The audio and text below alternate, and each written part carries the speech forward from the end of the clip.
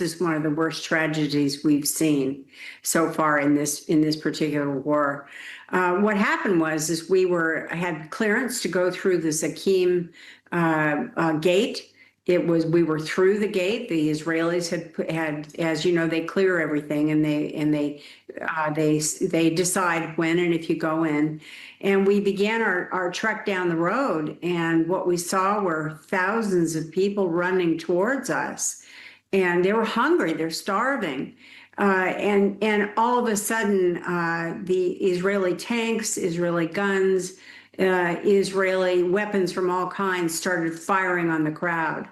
And it was just, it's something that I hope never happens again. But more importantly, our group, WFP, our people that work for us were there too, and they were put in grave danger as a result of that.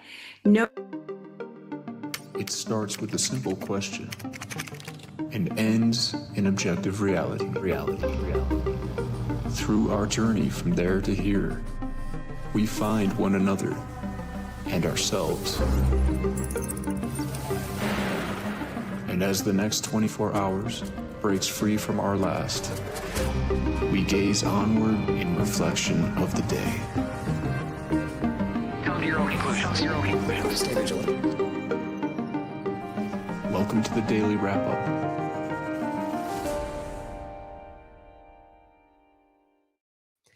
Friday, July 25th, 2025. Thank you for joining me today.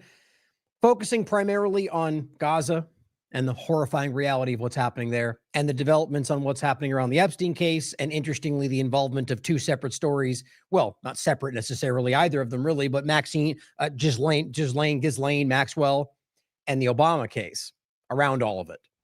It's actually revealing a tremendous amount because of all the different kind of breakdowns of the partisan conversation, because of the amazing work of people in the past around this story.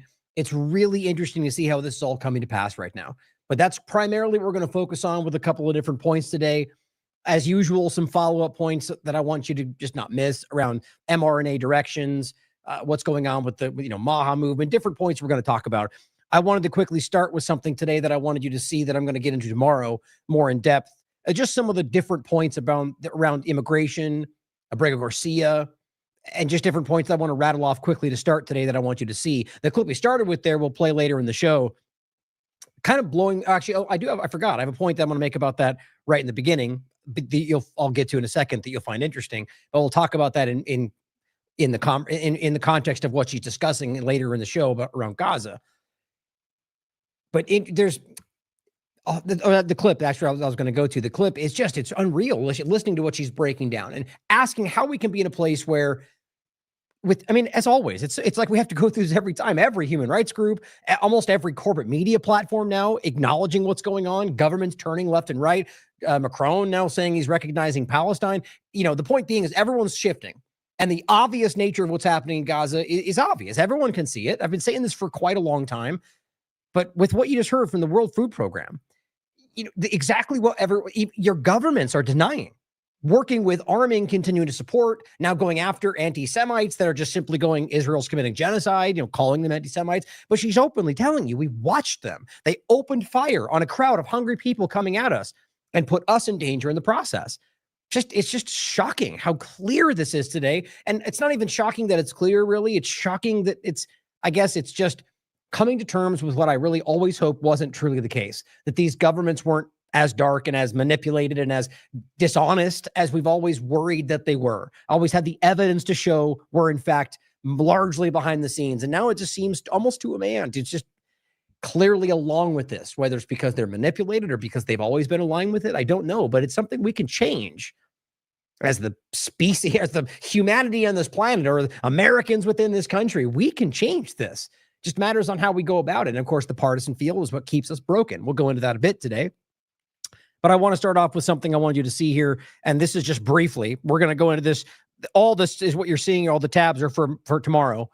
But this is just very briefly wanted you to see. So basically, judge paved way for Abrego Garcia's return to Maryland. That is a little bit deceiving. Basically, it's up in the air right now about whether they're going to, before the next charges come to pass, whether they're going to try to deport him really quickly. And this essentially around trying to get him back to Maryland as opposed to what they're doing. It's going in his direction is what I wanted you to see. But that, as along with the idea, this one is more what I was actually going to go to was this, as it says, Melnick pointing out, the Trump administration initially wanted to pretend that Garcia was MS-13 leader.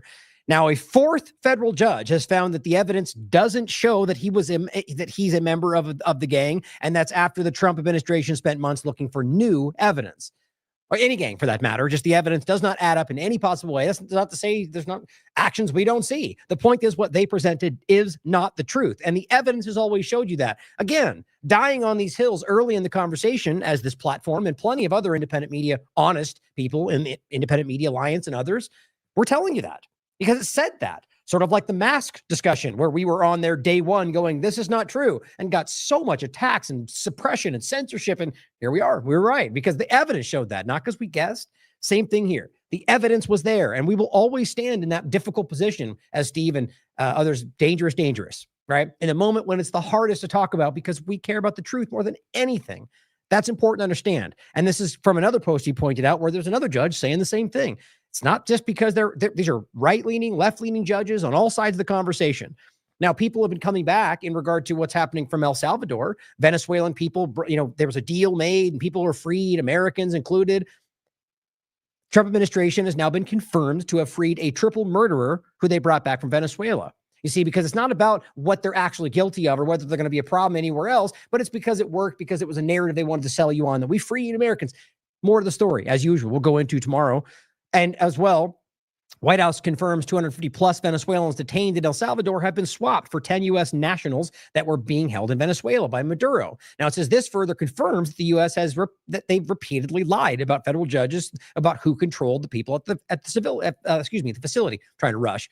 Because the point is that they always could have done this. They knew they were breaking the law in many different ways and are just showing you that now more in depth tomorrow, as well as the fact that we told you this in the beginning because they got caught lying about what Venezuela was doing when they said that we couldn't send them there because Maduro wouldn't let them. That wasn't true. They proved that not to be true. They didn't even reach out to them. Point is now, as Jose Luis Granos Ceja, maybe. In the end, it says it wasn't the Democrats nor the U.S. justice system who secured the release of the Venezuelan men sent to Bukele's mega prison. It was the Nicolas Maduro government, one of the most vilified on the planet, who promised they'd find a way to free their people and did. Just always interesting how different the narrative is ultimately. And then Khalil, the idea that of all the people they went after, the first one has the cleanest record. No criminal record, no charges of anything. Everything they accused him of has been proven to be false, just like with Garcia. Blocking people in the library. He wasn't involved in that, and that's not even what actually happened in that story. And so many points are going after Jews or anti-Semitism. Nope. Supporting Hamas. Nope. It's not the reality, guys. And here is Homeland Security, no less. Khalil refuses to condemn Hamas because he is a terrorist. I mean, think about the idea of there's going to be a point about that later in the show about Epstein. I think 5 times August makes the point about Obama and everybody else. When they say when the president of the United States is accusing somebody of treason and then nothing happens, no one's going after anybody. It's just interesting. What does that mean? In this case, you have a slander or libel or the idea that you're calling this person a terrorist when you've had the opportunity to prove that. And you've been shown to be false, and they still do it. And it says you're literally citing, and they go off to cite why, by the way. And the person makes the point, you're citing speech, guys. This is the U.S. government citing speech about why this person shouldn't belong here. It just doesn't get any more clear than that. Now, we are going to go into this in more in depth. Oops. Should do that the other way around so it doesn't look weird. I just dropped the window into my below area, and that's what it looked like, I guess. But the point is tomorrow, more to come. More to talk about that and AI and a whole bunch of other things that I had lined up that I didn't have time to get into today, or rather just didn't want to make it extremely longer. And so here is what we're going to get into today. This is the screen we're going to get into here. And we're going to start with a couple of points that I just think are interesting for you to see that are about, I guess, suppression, censorship that I thought was really, let's put it this way. Most of you watching this are probably going to go, oh, that's just, what is this, Tuesday? That happens every day, right? Like, because you've seen it here and everywhere else, and because you're probably just informed. But it's those that didn't see this, and not to suggest that if you didn't, you're not informed. These are things that are just average conversation points that are out there if you're looking into whether Twitter, for example, is manipulating content. And I just think this is it's an absolute point that you can't misunderstand. So this is a post that I've been sharing a lot, right? You've seen this going around. I put this out on August 22nd, 2024. How many doctors returning from Gaza telling you that Israel's deliberately targeting children do you need to see before something shifts? And I went on to add to this over and over and over. And I haven't in a while because of just kind of, it feels, maybe I shouldn't even say it like that. It's just frustrating how people suppress the content. I should still add to it. And I will. I'll make that a promise, actually. The point, though, is how much this got suppressed because of this video. By the way, I think that's the reason. He's a Jewish doctor, by the way. And I think that's really the impactful point that started to get a lot of reach. This thread started getting a lot of really quickly started getting reach. They put the label on it and it stopped. And they claim it's sensitive content, but it's not. It's blurred out, but that's what they're claiming. And I've seen people share the same video and it gets 10,000 shares. So it's interesting about why it's related to TLAV, if that's how it feels. But here's the point.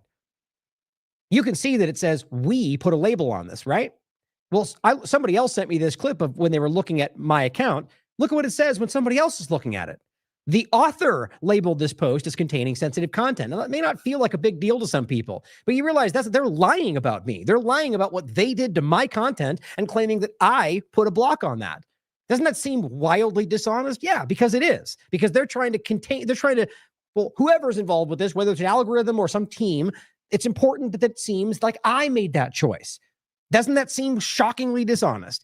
Now, I said, hey, X, Twitter, can you explain why you're lying to others, claiming that I, as the author, have labeled this as containing sensitive content, despite never having labeled it that way and despite it being blurred out in video? Regardless, why are you lying to hide this from people?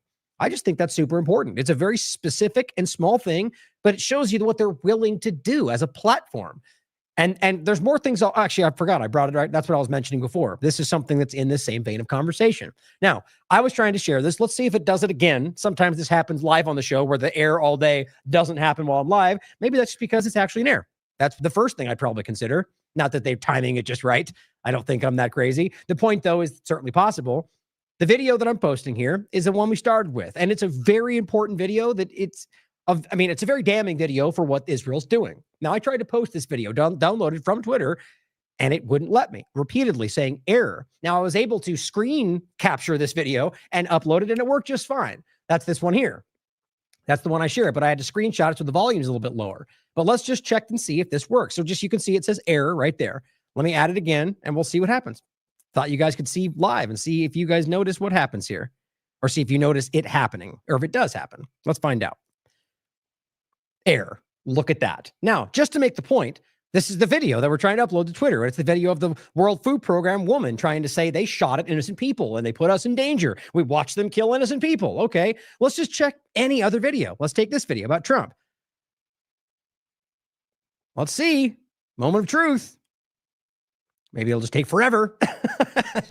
Come on, Twitter. That's probably okay. Well, I guess that's going to take. There we go. And 100%. So, point being, it's oddly situational around that one video. Don't you find that interesting? I do, but maybe nothing. I just had this typed out and didn't get to share it. So here's the actual video. We'll come back to that in a minute. That is still there. That seems interesting to me. Maybe it's nothing. Figured you'd want to see it. Okay, so let's start off with some updates around MAHA, fluoride, mRNA, a couple quick points I didn't want you to miss. Now, by the way, I had a great interview with Destiny Resendez that I wasn't able to get out. I had some, whether it was a food poison or something over the last couple of days, I've been struggling and had to put some things off, and I was going to put that up. I had an interview with her, I think the day before yesterday. That'll probably be out tomorrow as well. And great conversation. I just love her work. I love what she does. She's just an interesting person, insightful, and just real. And the point is that we talked about a lot of this around the MAHA aspect, a lot of different kind of rapid fire conversations. So look forward to that, because it's interesting to see the kind of different people's opinions around this and the evolution of a lot of us, right? A lot of us had a lot of hope for what this might have been, myself included. RK, MAHA, right? Even Trump. Despite my opinion, despite what I've seen and proved and know about, I always still have hope that it will go in the right direction, because anybody sane would. Because that really clearly belies that you don't really have the intentions about the end point if you don't want the good when Trump's there, or vice versa, right? That just shows it's about winning, which sadly, I think a lot of people have fallen into even if they don't realize it. Anyway, the point is, yes, we should hope that they do the right things, even if we hate them, even if they're the bad person. We want good for this country. Now, a lot of things have recently happened that are flying under the radar. Now, Derek broke this down in an article for TLAV. Trump's EPA continues Biden admin appeal of historic fluoride ruling. You're not hearing this anywhere right now, other than Michael Connett, Fluoride Action Network, Honest and Independent Media, Derek, Conscious Resistance, The Last American Vagabond, because it's uncomfortable. And I think a lot of it's also not the flashiest story right now with all that's going on, but that's why we have 4-hour shows, because we talk about as much as we can. The point, though, is that this is a big deal. This is something they stood up. They claimed very clearly, him and the FDA, we're going to review all the new information. And he's had a long time telling you this is a bad thing. Very clearly, just like MMR, just like mRNA. And now, same thing, shifting direction. Whether it's his choice or not, at this point, I don't care. The government, that's always my point. The U.S. government told you one thing, now they're doing the opposite. That should be the same old, that should be the most common thing. At least they're consistent that they lie to you. But it says, or rather the point being is that they have pushed back after the report from the National Toxicology Program made, and this is the same thing during Biden's administration. The data has been clear for years. Judge Chen, the last time we covered it, and by the way, I'll include that for you. Here, I'll just grab this, because this is important to look at how long this has been going on. Derek's been writing about this since the moment this started, before anybody was really talking about it, again, other than Fluoride Action Network and a few out there. But this is a long, here, look, there are 6 different pages of reports he's been doing since this started. We have it hashtagged as fluoride trial, fluoride lawsuit.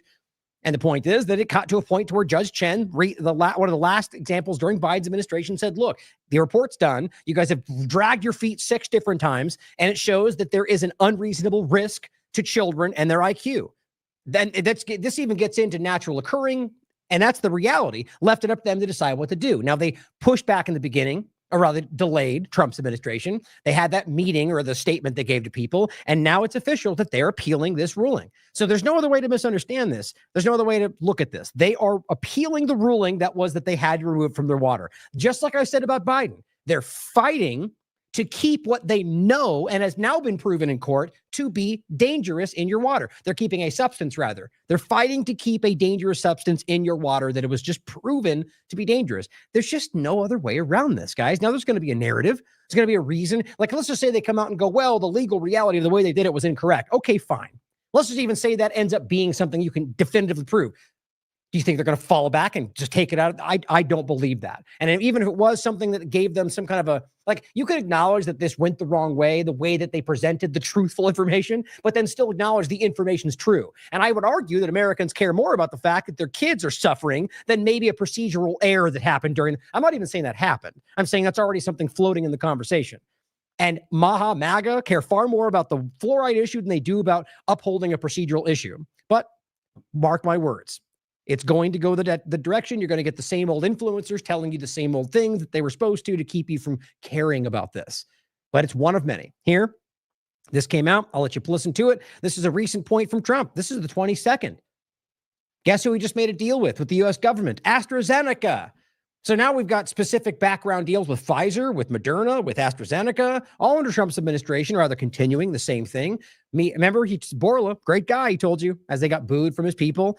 I mean, or the Stargate platform, or the fact that they're still supporting the shots and still telling you they're safe and effective. Their FDA told you the science says they're good. How many moves does it take to get people to shift out of the lie? It's a lie, guys. The whole point about, I shouldn't say it like that. The Maha movement is real with the people that believe in it. The government lied to you about what you wanted. They showed you a mirror and said, whatever that is, whatever you are showing us, that's what we're doing, then went their own direction. Like every other time, I'm sorry to say. Doesn't mean we shouldn't hope, but the government shows you that we should be very clear in expecting that they're going to let us down. That's history. A big announcement, AstraZeneca, the big drug company, is going to spend $50 billion, just announced $50 billion in the United States in order to build various places all over the country, big manufacturing plants. Oh, good. So now Musk has got his microRNA plans. You've got AstraZeneca making, I mean, this is the exact opposite direction. Now, sure, yay, money, infrastructure. Now, how often does that come back to the United States? They love to sell you on that idea. Look at the past. Like everything else, you want to talk about tariffs? Look at the precedent. They tell you a full, this great narrative. What's happened every other time? Maybe it'll be this time. Maybe it'll be different this time. I hope that. but the past shows us that it's pretty much just a tax on you. Okay. In this case, it's the same thing. How often do they claim jobs and build and then hire outside, bring in people from overseas, use AI? That's the point, guys. Infrastructure, this may benefit the upper one, the 1%. It's not going to benefit you. And it's also going to rapidly increase the partnership with mRNA directions and vaccines and, all the same stuff that we seem to be pretty clear in not wanting. Hashtag winning. Pharmaceutical plants all over the country, so that's an honor. Pharmaceutical plants. And he said they did that because of honor the election and because of the fact that the tariffs are placed. So they're building their facilities in New York. 50 billion. Okay, right. So basically, so it's clear. These tariffs we've already shown more than once are being used in a coercive way, not legitimate ways, but ways to basically force people into actions they want. Now, you can argue that's just being a businessman, but it's also just being coercive. It's being dishonest. It's being, strong arming tactics. Might makes right. It's every single day it gets more clear what, let's just say, the U.S. government is. Billion. That's a big investment. And it's going to be a very good investment. I have no doubt about it. So thank you to AstraZeneca. Yeah, they killed a lot of people, but they're giving us money. So it's all good, right? Isn't that what you care about, America? Isn't that what you voted for? More money? Who cares about the children? Sure. So let's keep going on this point. There's only 3 more on this opening. Nicholas Holsucher. I wasn't familiar with his work before this, but it's a preprint, but it's pretty powerful. We'll go over it more possibly tomorrow. mRNA injections induce, which you should know by now from my work and plenty of others, severe, long-lasting genetic disruption linked to cancer and chronic disease. I'll always point to of course now Kevin shoot, is it McCary? That's crazy. It's funny because I really do respect his work, and he's always who I point to, and I'm just blanking on his name. It's funny you get invested in other topics and the stuff drifts away. Give me the name in the chat if you remember exactly. McKernan, there it is, Kevin McKernan, and his great work around the DNA contamination and others in his circles. And there's plenty of others out there who have been proving this to you, that these things are hurting you genetically and otherwise. But this says, using high resolution RNA sequences on blood samples, we discovered that COVID-19 vaccines, in quotes, severely disrupt expression of thousands of genes. Again, guys, add this to the long list of obvious manipulation, experimentation. You don't accidentally do these kind of things, in my opinion. Triggering mitochondrial failure, immune reprogramming. That's crazy. And oncogenic activation, which can persist for months to years. Yeah, you listening, Red Cross? The thing you're still giving people, claiming it doesn't get in the blood? You know it does, and you're lying. There's so many other people out there, but long list. Here's the link to the actual report. Check it out for yourself. Jason Bassler, and the point on that is just to generally highlight the fact that they're still going forward on an mRNA direction. The Stargate platform, the self-amplifying shot, even the last Moderna shot that there's a story for. He was on vacation, and they didn't do it. Are they pulling it back? I mean, come on, guys. So they did it against my will, and we're going to let that, easily they could stop that right now. The entire direction is mRNA AI direction, and we're going to pretend like that one example of them approving a kid's shot for COVID-19 is somehow a one step too far. All of it's the same thing. So just the point is that is the problem, not just one or the other, but mRNA in general. That's what they're doing to you, and they know it because they told you this before he was in power, or rather in current position of power. Jason Bassler, well, Section 5453 approved yesterday. It provides pesticide companies, including giants like Bayer Monsanto, one of the most hated or evil companies in the world by vote, and Syngenta, with near total protection from lawsuits, even when their products are later implicated in causing harm. And here's the article from the Free Thought Project. This stuff just continues to go in the wrong direction. And then if you didn't see it, Children's Health Defense is actually funding a lawsuit against Kennedy. Which just, that's worthy of a shout out for them to, even though they are now, they're so intertwined with him, that he basically, he started this, and his work, as I've always said, is just foundational. It's solid. He doesn't change what he does today, that work is still powerful and still helped a lot of people. And so the interesting thing is that they've stood their ground. They've tried to, and there's been points I've called them out where you kind of give them the benefit of the doubt. Maybe they have a reason to, maybe they know him. I don't. Nonetheless, I still think it's wrong to ever give the benefit of the doubt with a politician, but look at the fact that they've continued to call him out. They did it before. I shouted that out. And now here we are where they're continuing a lawsuit against him. It says, our first priority will always be children's health. Kennedy has failed, quote, to establish a task force dedicated to making childhood vaccines safer, one of the primary driving forces of MAHA, as mandated by federal law. So we will be holding him accountable. Now, maybe turns out this is toothless, but we'll see. I think it's good that it's happening in the first place. It shows you that they're not cowed along by partisan sides, but rather by their direction. Good for them. Now, let's get into Epstein. Now, this is the two major things we're going to talk about today is the Epstein overlap, Ghislaine Maxwell, Obama, and then Gaza and the starvation, which I will warn you now is a hard thing to talk about, and it's going to be difficult to look at today. But I recommend that I wish that you will stick through today because it's important not to hide from what's happening. Just know that if you have children, it's, there's hard images to look at today. But starting with this, because, let's be real, though. This is what I'm going to start with in one part, is these are the Epstein blackmail network from the Mossad CIA connection is one and the same in the larger agenda that's happening. The way that Epstein's blackmail network, that he was just a lackey part of, is used, we're seeing the effects of today, in my opinion. We're watching governments bow to genocidal interest against your wishes, your interest. Why? Why are we watching Trump, in some people's minds, commit political suicide? When it's all he had to do was continue with what they wanted from him. Instead, he does something for a foreign country. I can't say I know for sure, but we have to start seeing and considering these very possible options, that this is exactly what this was about. And now, weirdly intersecting, it seems like it's imploding. Because now we go, well, we want to see what's on there. And Trump's, it's a hoax and somebody else. And the story's already taken 3 different arcs since the last time we talked about it. So first, I just wanted you to see an interesting little timeline here. Now, this is Disclosed TV on July 18th, saying just in, Israel's Mossad director visited D.C. this week to seek U.S. help in convincing countries to accept hundreds of thousands of Palestinians from Gaza. So basically using the public narrative of ethnic cleansing as the thing we're talking, that very well could be what they were doing. Then in its own right, that's disgusting. They're like, we're going to talk about ethnically cleansing and illegally in a location. That's just what it is, guys. There's no way to point at this and not acknowledge that's a crime. It is, no matter how you spin it. But I don't think that's what it was really about. I think they're on the same page when it comes to Palestine and have been for a long time. So I said, maybe also a little about Epstein. Obviously, when this whole thing is burning down, Mossad runs over there to talk to him. I think that's interesting, but maybe not. Okay, that's the 18th. Jump forward to the 19th. J.D. Vance flew to Montana for a secret meeting with Rupert Murdoch and Fox News. Okay, so Mossad, Israel meets, give orders, take orders, I don't know, talk with D.C. The next day. J.D. Vance goes right to the news, the media. Pedro says, nothing to see here, just the vice president meeting in secret with the heads of major media networks amid one of the biggest media scandals in recent history. Definitely not the White House trying to influence the press at all in order to control what people see and hear. No, obviously you get his point. Maybe that's for you to decide.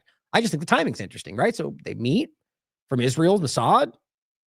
Then JD reaches out to the media. Okay. 21st. Suddenly the Israeli government's offering trips to MAGA influencers, 16 social media influencers between, with hundreds of thousands to million followers, going to fly them out to Israel. Here's the Haaretz article about it on the 20th.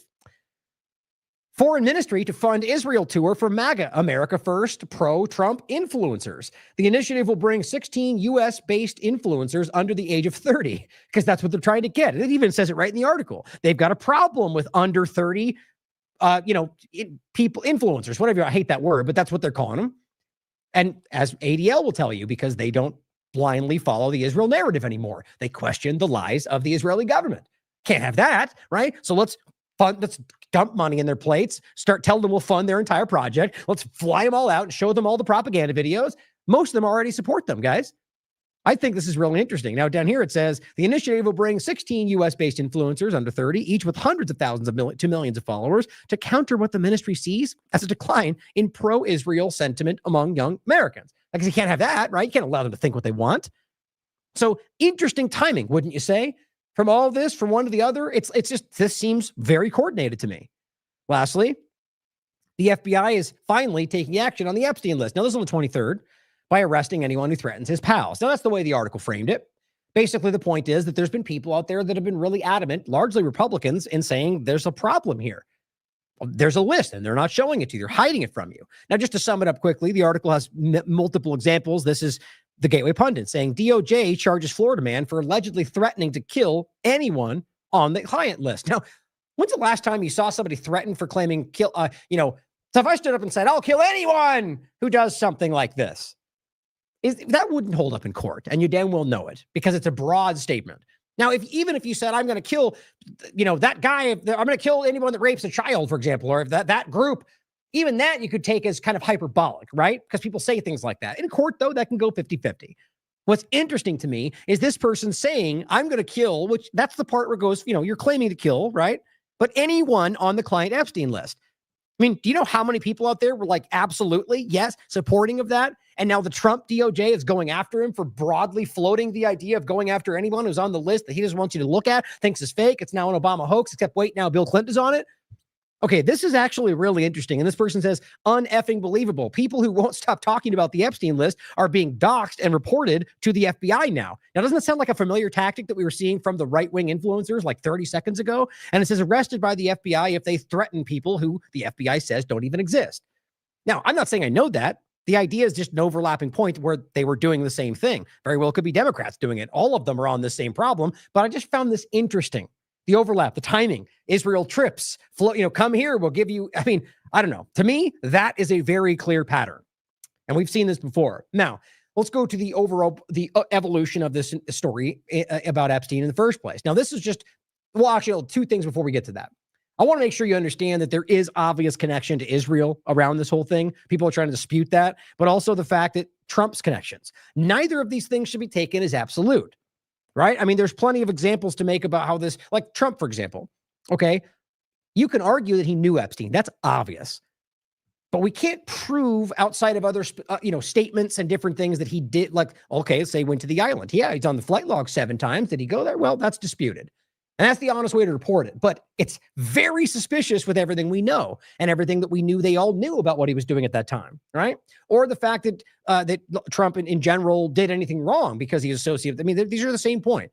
So we have to be honest and objective about this, despite that. We're whatever side it's on, because that's what we're always talking about. We need to be better than the mainstream media, better than the mainstream alternative media, just better. Every single day, be better than you were yesterday. And the point is that by falling into that trap of assuming or throwing it out, because that's what they do in reverse. So anyway, the point is, first to the Israel discussion, here's Elon Musk highlighting what the AG Hamilton 29 said. Funny, I was just falling right back into place. The relationship between Trump and Epstein is well established. Trump flew on Epstein's plane at least 7 times, though it's not clear he ever made it to the island. Now it says Epstein likes, and this is what Trump said. This is a quote in 2002. Epstein likes to tell people that he's a loner, and you've heard part of this before, a man who's never touched alcohol or drugs, and one whose nightlife is far from energetic. What's interesting is that seems to suggest he's also lying about alcohol and drugs, which is a claim that Trump always makes, which I don't know, but I doubt it. It just doesn't make sense to me with the world he's in, but you never know. So that's first part about alcohol and drugs, but then makes it about the nightlife. So I just think it's interesting that he included both of those, then goes on to doubt the second one and says, and if you talk to Donald Trump, a different Epstein emerges. And there's the quote. I've known Jeff for 15 years. Terrific guy. Trump booms from a speakerphone. Then quote continues, he's a lot of fun to be with. It's even said that he likes beautiful women as much as I do, and many of them are on the younger side. Come on, guys, we're not stupid, okay? It's obvious he knew that there's something a little off or didn't care. No doubt about that. Jeffrey enjoys his social life. Now, Adam adds to this and says the link between Jeffrey Epstein and Israel is also well established. Now, you can look into each one of these years. These should be public knowledge by now. Read Whitney's books. Look at the background research from plenty of people. This is something you should know. But just to get it, and I'll include an article, by the way, here from Times of Israel. For a writer who broke Epstein case, a rumored Mossad link is worth digging into. And he simply says that Robert Maxwell, his dad, Ghislaine Maxwell's dad, may not have been the only one tied to Israeli intelligence. I mean, her dad was a literal Mossad spy. This is public knowledge. So there's so many things like this that shouldn't be dismissed, that get overlooked. But he simply says, former Israeli intelligence officer Ari Ben Menashe said Epstein ran a Mossad honeypot. We've talked about that in the past, after being recruited by Ghislaine Maxwell. Ghislaine Maxwell's father, Robert Maxwell, was a spy, as we just said. Maxwell's business partner was Charles Bronfman. You know of that, the co-founder of the Mega Group. And then the Bronfmans overlap with the whole Nexium scandal. We've talked about all this many times. The Mega Group is an exclusive club of Jewish billionaires funding pro-Israel causes. Maria Farmer, who Whitney had a 2-part interview with on The Last American Vagabond, we've shared before. I'm able to bring that up, actually. There you go. I think this is just let's see which part it is.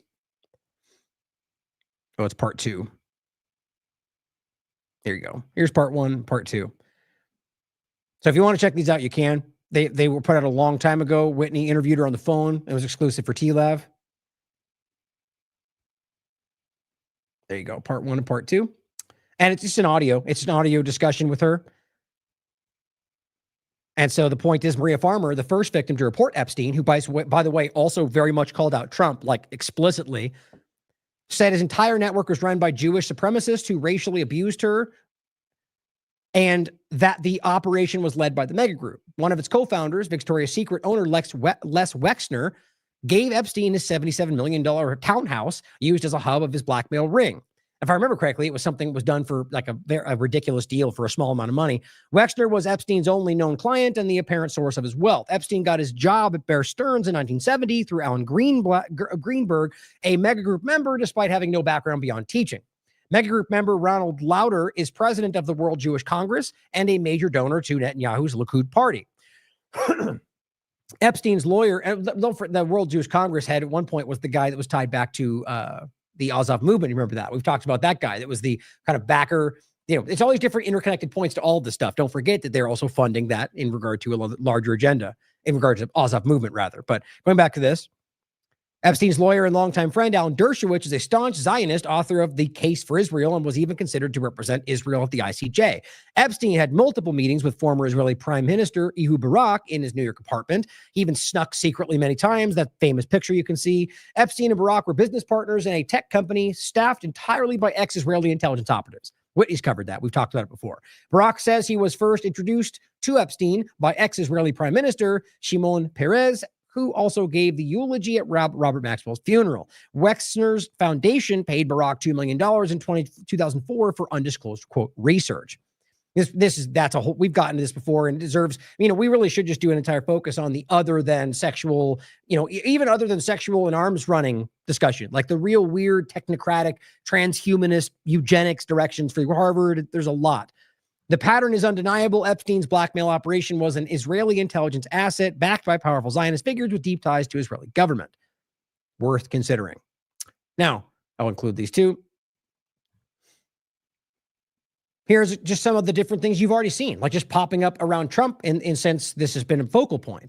Newly uncovered photos show Jeffrey Epstein attended Trump's wedding in 1993, which this doesn't have to prove anything other than they're connected, but it started to show the pattern of not just, the guy, but something deeper. This is the weird one I reported on that I found strange. Trump's calendar girl party had only one other guest, Jeffrey Epstein. And this is the point that stood out to me when I was reading this. He said this was the guy who kind of told the story. Is somebody who worked on Trump's administration before. Was it George Horney? Yeah. I said, Donald, this is supposed to be a party with VIPs. He goes, you're telling me it's just you and Epstein? Now, Jill Harth, Horney's then girlfriend, later accused Trump of forcibly kissing her and fondling her and keeping her from leaving the same night of the party. There's even on the other report, they said that one of these people, they woke up to Trump sneaking into their bed at night without their permission. Like, a lot of these different things. Of course, they could be lying. You have to consider that. Now it says, quote, I've known Jeff for 15 years. Terrific guy, Trump said. He's a lot of fun to be with. It's even said he likes beautiful women as much as I do and maybe the younger side. No doubt about it. Jeffrey enjoys his social life. A lot of this stuff just stands out as the weirdness of it all. So you're going to have a party with young pageant girls and you only invite Epstein. And then people there accuse you of sexual abuse. I mean, kind of hard to see that there's something else going on. Like logically, not that we can prove, but the suggestion of everything else we're talking about, and especially Trump and his entire support base, with even a half of these insinuations would be more than enough to criminalize somebody in the public opinion. You know that. This is the one that's been disputed by Trump about the letter he sent to Jeffrey Epstein. But I mean, look at everything going on. It seems to line up. But he has disputed it. Now, this is one I thought was really interesting. This was going around. I think I first saw it from the Squirrel. It says, now this was, actually it was Midas Touch that the Squirrel was sharing. Midas Touch is the one that shared it first. There's the name on the actual video. As always, guys, it just grosses me out how many people in this field just never, like almost deliberately don't give credit to people because they just want to take all of it for themselves. That's the problem with the mainstream alternative media more than anything, or one of them. And the idea that they do it from smaller channels because they know they can't do anything about it. The point, though, is Jeffrey Epstein taking the fifth when asked directly about Donald Trump and young girls in 2010. taking the fifth. Now, I also juxtaposed it with a video that was going around of Donald Trump telling you what he thinks of what it means when somebody takes the fifth. Here's the video. Why are you taking the? If you're innocent, why are you taking the Fifth Amendment? Have you ever had a personal relationship with Donald Trump? What do you mean by personal relationships? Have you socialized with him? Yes, sir. Yes? Yes, sir. Have you ever socialized with Donald Trump in the presence of females under the age of 18? Though I'd like to answer that question, at least today, I'm going to have to assert my 5th, 6th, and 14th Amendment rights, sir. So there are 5 people taking the Fifth Amendment, like you see on the mob, right? You see the mob takes the Fifth. If you're innocent, why are you taking the Fifth Amendment? It's a good question. Now, to be fair, there's plenty of other reasons somebody could take the fifth. I mean, the usual point is self-incrimination, but that doesn't always have to mean that you're guilty. Nonetheless, the point is that's usually the way that works. But interesting, right? Now, one of the comments is like, oh, he was shaking his head about it before he said it. We know Trump's innocent. It's like, people are just so willing to believe it and then just lean into whatever self-serving assumption they can. Now, yes, him shaking his head very well could mean that he doesn't think so, but he won't answer because of some other reason. Why? But if the answer is no, saying no in no way gets you in. I mean, think about that, right? No works for everybody, unless that's a lie that you can get caught for. I mean, in a number of ways, there's many of ways to look at this. The interesting thing is Trump claiming that you means you're guilty in a subjective way about anybody else in the world, but it doesn't apply to him when it happens on his. That's usually how these things work. But nonetheless, very interesting. Next one. Jones on the 23rd comes out and says the Wall Street Journal is reporting that Trump is in the Epstein files, which again, guys, it's really interesting how this plays out. Let me say one thing before we get into this. The narrative that's already been coming around, which is not terribly crafted, except they very clumsily rolled it out between the people like Jones and the Republican Party. It was very poorly put together, but the narrative of it actually is a little bit more, cohesive than most of what they've done, which is that, okay, we all know he's in this information. That's not a secret. He said this in the past, right? That I knew him. We knew each other. So I'm not like in some kind of client list, but I'm in the files because I've been around him in the past. Okay. And so what they're trying to claim is that because the Democrats held on to it, well, just like he did before that, right? Because they had files before this, but either way, the point is that they could have altered it. Yeah, of course. Who's going to deny they could have? Is there evidence? Can you prove that? Okay, then if you can't prove it, if there's not even any evidence to show, then you can't keep screaming that that's what's happened because that's just dishonest. But I wouldn't doubt for a second that that's possible. But the interesting point now is, okay, but so he is in the files. Well, that's not a secret. But now they put the article out to go, look, we can see it, knowing that people will take advantage and lie. So I get the way that, and they're almost pointing to that as the evidence that they're not guilty, even though that's not what it means. So it's crafted in a way that can convince you in some ways that they're being like, just because somebody's lying about you does not then make you innocent. Think about that for a second, because that's a very common way they play this. But so back to the point, Wall Street Journal puts this out about something that anyone paying attention already knew. And he says, meanwhile, as I predicted, of course, always, as you also predicted the 17 other ways that same thing could have gone in 30 seconds later, but I predicted the one first. Yeah, when you give all possibilities about a story, then you're always going to be right. Think about that. Meanwhile, I predicted the Democrats are now openly trying to block the real files release. Okay. You know that? You have evidence? No, of course not. You just believe it's the real file, the one that he says is the one that Trump's pointing to, alluding to. So at this point, we've gone from it's not real to now that there is one, but Trump's going to give you the real one. Think about how stupid that is. And along with him the entire way. Now, to be clear again, it's not about what the report, it's about what Trump said. And we all made fun of, including a lot of supporters, that it's a hoax, not this part of it, not that they're trying to trick me. Yes, maybe he meant that and that's his fault, but I doubt that. He said it was a hoax. The list was a hoax. He said it very clearly. So for people like this, their job is to try to pretend there's more nuance in between his clumsy statements. That's called assumption. That's called siding, right? You're choosing to be, I'm on Trump's side. I'm going to make up narratives that make him look the way we want him to. You realize there's nothing behind what they're trying to say in this. So the idea is now that they're putting out fake information, or they will, because it hasn't happened yet, that they doctored, that no one could prove, certainly possible. But now Trump's going to come out with the list that's the real one. Now we're going to get to where Maxwell plays into this. Now, the way this went down, clearly, if you're being objective, highly suggest, or rather more likely, if you had to pick one of the options, that they made a deal to hide something. Otherwise, it could have been something that's public. Now, that's opinion. But what's interesting is, why wouldn't you have allowed her to speak in public about what she says she knows?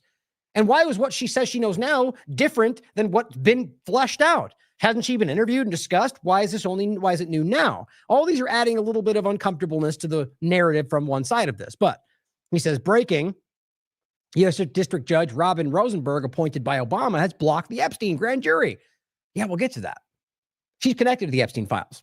And I think that's important to understand, seeing as how if all of them are connected to this, which is the point most honest people are making, which is certainly possible, then there's a reason that none of them want this to come out. If you think for 1 second the blackmail operation was only aimed at one side of the paradigm, I got a bridge to sell you. You're shockingly naive, because that doesn't even make sense. If the objective is to control policy, then you would aim it at anybody, everybody, and you would cultivate that. That's what we're looking at. But Buck Sterling says, the Democrats are trying to block files that expose Trump? That's a good question, right? Didn't you tell? So you're telling us that these things are supposed, the stories don't add up. And he goes, no, they don't want the actual grand jury and court files released. That's opinion, by the way. That's what he reads into it, but stated as fact.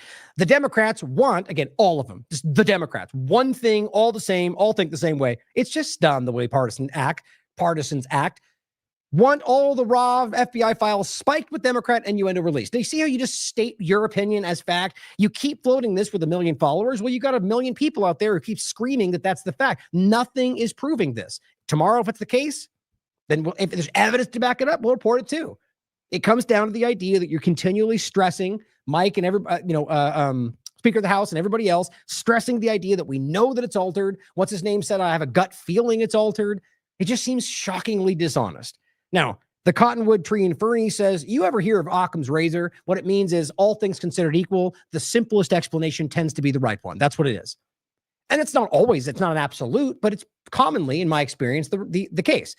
He says, Alex, you are complicating and twisting and pulling up corners of threads to connect a weird, twisted reason. It's very well put. I agree with that. He says, all the conclusion that Trump is innocent, all with the conclusion driving to it that Trump is an innocent angel.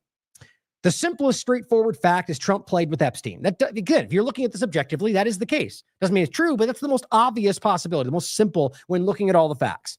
Trump did bad things because it was fun and he was rich. He did not consider the consequences because that's what a lot of people in that level of society do. Again, playing Occam's razor. The world changed with the internet. Those people are just finding out secrets are harder to keep. You are a flying monkey and will be used and disposed of when necessary. Good luck. This person also says, very well put. I agree with that. Now, here is the report from Reuters. White House not denying that Trump's name appears in the Epstein files. I already explained it. It's being used by people dishonestly, even though it's an important point that he's in the files. That doesn't prove that he's guilty of a crime. But I think it's important to highlight that this is also something that it came out that Bondi was informing him that your name came up a lot. And basically that kind of I think they tried to shut this down because of that. And now this is where it's coming around to, this on the 23rd. I just think we've seen the development of this that showed, and look, you could explain it very easily and say that he's not, let's just say hypothetically, he's not guilty. But he knew that that Democrats or whoever you want to claim, Israel is going to use it against him by saying his name in there makes him guilty, which people are trying to do without necessarily proving that he's guilty. And so he went out of his way to dishonestly hide it for that reason. Now, even if he's not guilty of sex trafficking or child abuse, that's still dishonest to hide that, especially when it's a self-serving self-interest, especially when your base really wants to see it, especially when that list actually proves a lot of other people are guilty. All to save face for Trump, or he's guilty. Don't both of those seem like a pretty dishonest thing to do that should reflect on who he is as a person? One of them including sexual abuse and child trafficking. One of them just showing you he's willing to cover all that up to protect himself. I don't really see how you can look at it any other way. You could decide. Or it's all a hoax, but now that's coming back around to the narrative is claiming not. But here's a clip where he said he hasn't gone to the island. But 7 times, somebody just juxtaposed the video with him at the different times he's on the logs. I mean, with everything we know, do you really believe, how likely do you think it is that he didn't go to this island? Even once. Like, how do you, if you associated with him and hung out with him all over the place, I mean, at the very least, you could say that, they're like, why wouldn't he have gone the very first time before he knew? Maybe he found out before. I don't know, but it seems illogical to me. Here's what he said. Well, I don't want to talk about that. What I do want to say is that Todd is a great attorney, but you ought to be speaking about Larry Summers. You ought to be speaking about some of his friends that are hedge fund guys. They're all over the place. You ought to be speaking about Bill Clinton, who went to the island 28 times. I never went to the island. Do you maintain you did not write a letter for Jeffrey Epstein's birthday? I don't even know what they're talking about. Now, somebody could have written a letter and used my name, but that's happened a lot. All you have to do is take a look at the dossier, the fake dossier. See, now my gut opinion, and not to pat myself on the back, but over the years, it's shown to be right more often than not. That's just my personal opinion. You can look for yourself. I think the track record speaks for itself. The point is that feels very, very dishonest, right? Somebody may have written a letter. I don't know. They could have had before. Like, why would you say that? Because there's a letter and it exists. Okay. So it becomes this idea that you need to rationalize why one's there. You could just be like, I didn't do it. It's not me. Somebody made it up. Like the response, you know what, a good example of something, it doesn't prove that he's lying, but in a good example or good trait, when somebody gives too much information, that sometimes suggests that they're lying. It's unnecessary, right? But then goes on to say, I like the Russia hoax. That wasn't necessary. The point is, because they lied over there, that means this is also a lie. Well, that's not lie. That's assumption. But I just think it's important to think about the way that they respond. Because if you look at Trump, sometimes when you can later prove that he was being honest, he does respond differently. I've seen that. Everything's fake with that administration. Everything's fake with the Democrats. Take a look at what they just found about the dossier. See, just hammering home the Obama discussion. We'll get there, right? You read the title. Trump himself said, oh, Obama's got immunity. Like, I helped him with my ruling. Who didn't see that coming? You mean the things you already went through, pretending to go after Trump, have now set it up to where Obama can be called out but not go to jail? Funny how it swings around, oscillates back and forth between the false binary. Everything is fake. They're a bunch of sick people. Where did you see the people laying outside? Right across. Man. So again, this is just a clip. Obviously this guy hates Donald Trump, calling him a pedophile when you can't prove that. But the point is just you can find these all over. Now, I've seen some that are AI. People have been putting it because that's what we are today. The point is, guys, it shouldn't be hard to find out. There's a lot of images of connections to Donald Trump, to Epstein. These are many of the pictures, not all of them, by the way, of Trump with Epstein at many different parties. There was overlap for sure, where maybe not every time he was like going to see him or went to hang out with him, but there is enough to where it should be suspicious, especially with one of these pictures is enough for them to demonize anybody they don't like. That's just could be just dishonest, hypocrisy, but it also could be more. Now, this is the judge. Catherine Austin Fitch shared this. Judge who denied President Trump's bid to unseal Florida federal grand jury Epstein transcripts also happens to be married to the then successor of state attorney who helped broker Epstein's sweetheart deal with Acosta. I just find that to be almost absurd, especially on top of the fact that at the same time, the lawyer who secured that sweetheart deal has now died. A lot of weird things happening in a small period of time. Kind of as, I was going to be so slightly facetious, like kind of like with Epstein randomly killing himself. You shouldn't assume, never assume, but consider these things. It just seems a little bit weird to recognize how many weird things are happening, or rather how many kind of people involved are suddenly either interconnected to it, dying, covering up, lying, I'm talking about many people in Congress, Speaker. We'll go into more in a second, but I find this very interesting. So maybe at least one of the possibilities you should consider is that this was always very aware that this was not going to come out. This was the play to keep you thinking it would, which, by the way, even if it just turned out we were predicting it based on past examples, but we didn't know for sure, that a lot of us predicted that it wasn't going to happen. They wouldn't let it go. They wouldn't go after Obama. Now, yes, I didn't know that for sure, but I used past precedent and what I think of the government. And here we are. Both don't seem to be happening. Very interesting to me. Now, this was Destiny Resendez here. You've got to be kidding me. The lawyer who helped secure his sweetheart deal just died? Yeah, well, that would mean they definitely knew some things. Maybe it's a random thing, but maybe not. He goes with this, says, well, that's not sus at all. Very weird. Here's the article. You can read more about it. Now, Thomas Massey, Speaker Johnson, he says, why are you running cover for an underage sex trafficking ring and pretending this is a partisan issue? MAGA voted for this. Mike Johnson says Republicans won't be lectured on transparency by the same Democrats who orchestrated one of the most shameless and dangerous cover-ups in history. Of course, he's talking about Russiagate. Biden's obvious mental and physical decline. Oh, I'm sorry. That's funny. It's almost so, think about how dumb that is to argue that that is the biggest cover-up. Wasn't much of a cover-up, guys. They lied about it, which is very dishonest. And yeah, that's crazy. And they should be held accountable for it. But it wasn't much of a cover-up, seeing as how literally everybody knew it. So I think that was the way it was supposed to go. Well, his point is that don't tell me about being transparent about the Epstein files. And the point is, they said, oh, and that's what I've showed this in the past show. When they claim for transparency, roll the tape. They lied to Americans. It goes on to accuse one side of trying not to get this information out. And it says over half of the sponsors of the bill of the current effort of getting the Epstein files released are Republicans. The point is, this is not partisan right now. And we'll come into that in a second, where somewhere down here, where basically even the Republicans are saying, okay, no, I think it's right up here. This needs to come out. And I think that triggered what we're seeing from Trump, my opinion. But here's Thomas Massie on the 22nd calling out Speaker Johnson.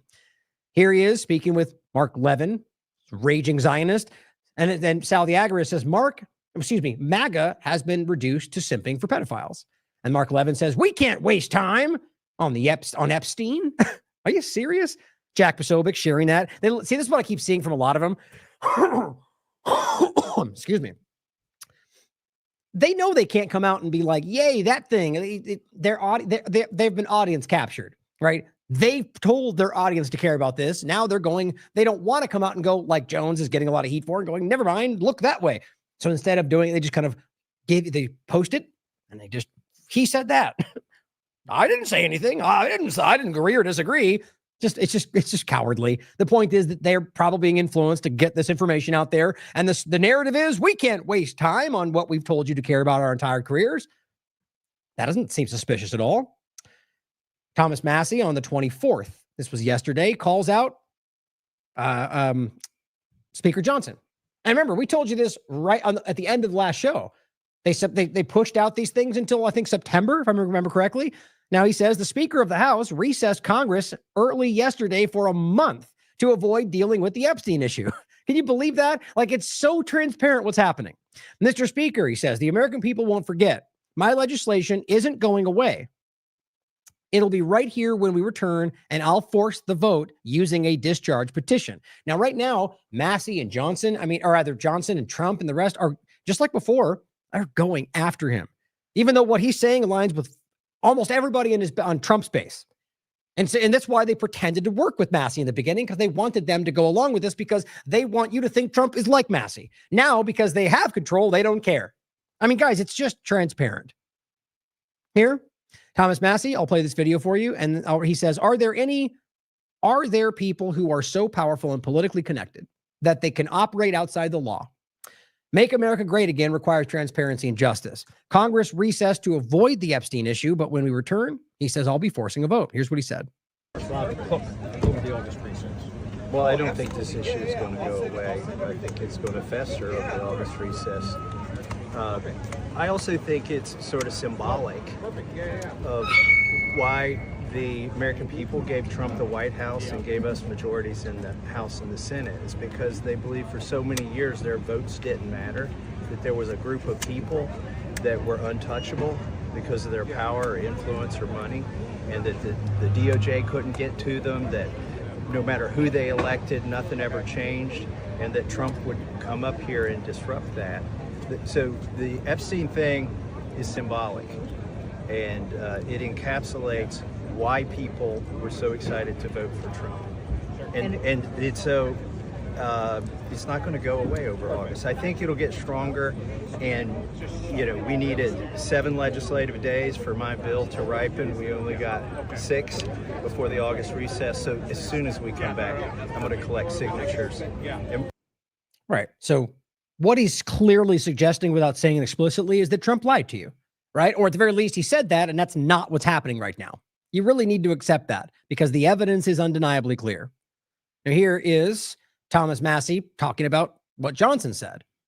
Now, let's watch the video first. Here's what Johnson, this was posted on the 25th. Let me look, make sure this was So this is what he said back on the 22nd. It was related to what we just reported on. Massey posted this on the 25th. Let's watch the video first. So as the leader of my party, I lead the incumbent protection program. Okay, that's my job. I go all around the country. I travel endlessly, incessantly. I have to raise over $300 million to do that, and we want everybody to come back.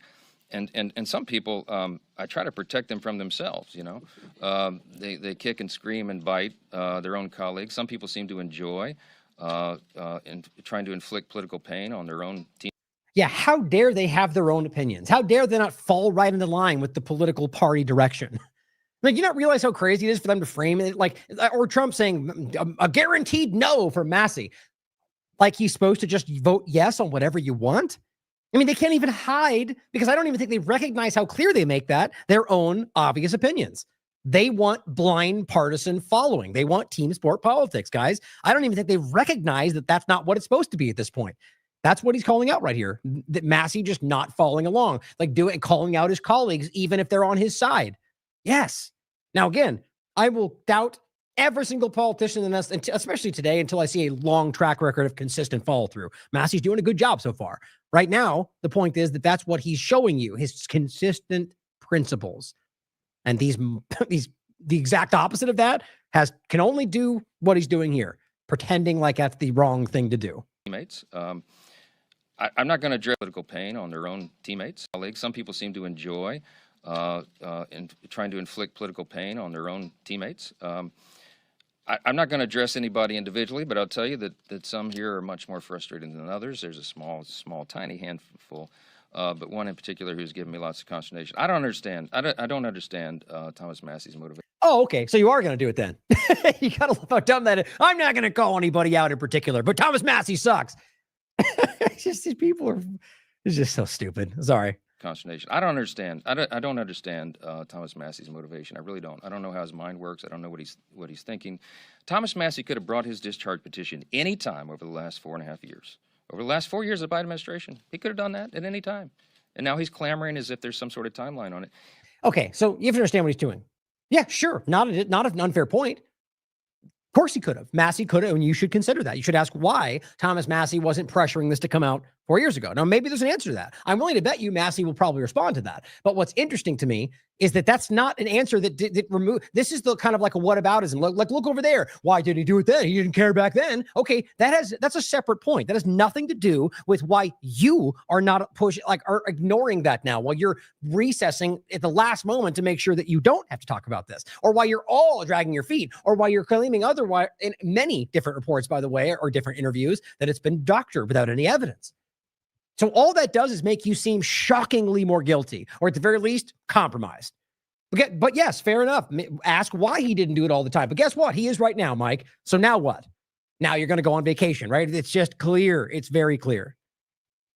Any time over the last 4.5 years. Over the last 4 years of the Biden administration, he could have done that at any time. And now he's clamoring as if there's some sort of timeline on it.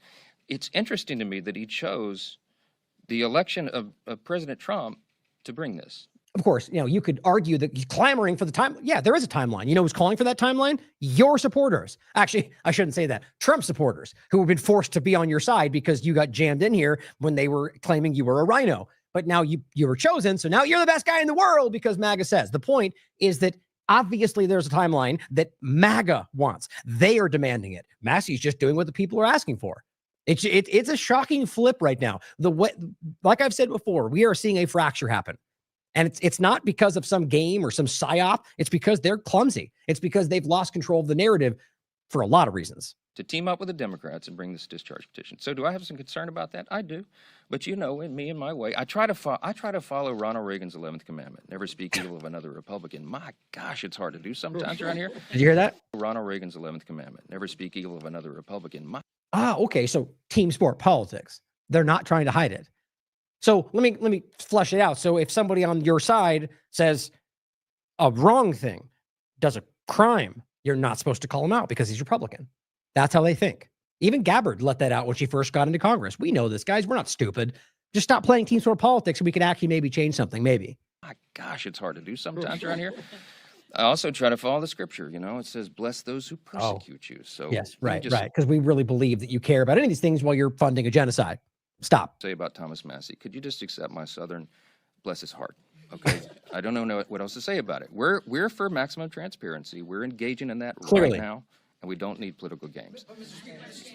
Right. Oh, and by the way, that he's not going to mention anybody independently, but then goes on to do it twice. And the whole thing was about Massey. So you're not good at this. I mean, let me put it this way. Massey, or rather, he is good at the kind of Obama style, the casual, calm, measured demeanor. But it's just obvious. I just don't think he's as, he doesn't craft the lies as well as Obama did. So, House committee defies Trump, votes to demand all Epstein docs in overwhelming vote. The House Oversight Committee's Federal Law Enforcement Subcommittee voted overwhelmingly to subpoena all documents, not to say that that's what they'll ever give, related with the Jeffrey Epstein case, defying President Trump. So we're talking about Republicans, guys. In an 8-2 margin, by an 8-2 margin, the subcommittee approved a subpoena for all Department of Justice records related to Epstein. So I just think it's interesting. So the point is, guys, everyone which way, whether they actually want this out or not, are aware that the people do. And that's my point about leaning in opportunism, whether we shouldn't support them because they're opportunists, but you can support the narratives that are putting forward because they recognize that the truth benefits them more than anything else. And then just by default, force them to end up, honesty is their best career move. That's the good way to start trying to make this happen. Mike Johnson, of course, then hints that how they were doctored. Funny timing, don't you think? Everyone's forcing throughout over the partisan game that we need to get this out. But yeah, now they're doctored. Crooked and corrupt. Okay, this is the interesting thing. It's evolved from Trump going hoax, and then they, like all the mainstream alternative media lackeys, come out and try to patch it into something different. So now it's become the narrative, like I said, where, well, they just altered their version of it. But we, I guess, somehow still have the good version somewhere. Then why wasn't that put out before? Why didn't you come right out and go, here's the thing, right in the beginning? Good luck with that logic, guys. Also, let's not forget, if you want to find the doctored tape, we've already got one. They put out the doctored tape when they released the video that they manipulated. Well, let's pretend like it's all honest and it's only the Democrats, right? Metadata shows the FBI's raw footage that they called raw footage was modified. Now, this was the first article. It's just likely. It came out later that it was 2.5 minutes that they manipulated. Experts have shown you. They cut videos together. They cut something out. They were lying to you, and they sold it to you as raw footage. But yeah, let's keep going forward as if they're honest about everything else. It's willful ignorance to not see what's actually happening. Now, that doesn't then, let's say, prove that we know he's on some kind of list that he committed child abuse.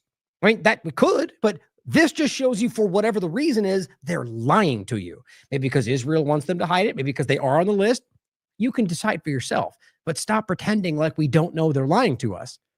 Now, in regard to Ghislaine Maxwell, this has really added a whole other layer to this. Now, my read on it, which is what I told you in the first place, was that Trump came out and said, no list. It's a hoax. Didn't go into, oh, well, no, there is a list. It's just their version. Didn't do that. He called it a hoax. More than one interview, repeatedly, very clearly.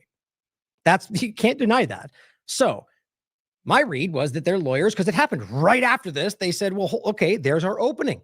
We're going to go after an appeal because clearly he just put out the idea as the president that there is no list, that it's not real. So therefore, how can I be in jail for trafficking? Because there has to be an exchange. Okay. So the point is that was my read on it. That now this is what I expected and exactly what I predicted is that DOJ is going to step in to try to bring her around, make a deal behind the scenes, which is pretty much what happened. Instead of making it public, which is what they were trying to force, because remember, the Jones, the rest came out and said, Democrats are trying to get her to come out and give the fake information. How could you possibly know that what she, it's a weird way to say that. That's pretty much exactly what he said. So let me ask you one or two things. If you had to choose between two things, you have Trump's administration, who a lot of people think is at least implicated, guilty, compromised, to take her behind the scenes and make some secret deal and then release something, or to have her come out and whether at the behest of Democrats or not, speak in front of Congress for everybody to see. Now, which one do you feel presents more honesty? Both have the possibility of being influenced. All of it does. One of them, though, is for everyone to watch at the same time. One of them is a secret conversation where other deals can be made. So this was on the 24th. Ex-Pam Bondi staffer says Trump cutting, quote, hidden pardon deal with Maxwell. Now, this is interesting because this came out before today. This was yesterday, before the conversation of what you're going to see, which is Maxwell asking for a pardon. So it's certainly possible you could look at this two ways. Either this was something that they planned to do in order to get her to change testimony or hide something, or, or just to get something, right? Or this could all be contrived. This was the plan before this ever came about. And the idea was to get this to happen. They always have to consider that kind of coordination. But the facts are what should carry the day, right? So consider everything, but wait for facts to make it make sense. To, follow the facts, rather. That's always the point. But this could suggest, right, that what we're seeing is this kind of organized. And so the plan was always to come around with a pardon, to get her out of the way. Think about that. But either way, it's leading to a situation that seems to be opening the door for more criticism. Now, here is CNN. This was on the 23rd, I believe. Comer says any request for a pardon or immunity from the Epstein case for Ghislaine is off the table. Interesting. Okay, so that was on the 23rd. Came right out and said, no pardon, no matter what, even though the day before that, you had somebody from Bondi's prior team saying that was already the plan.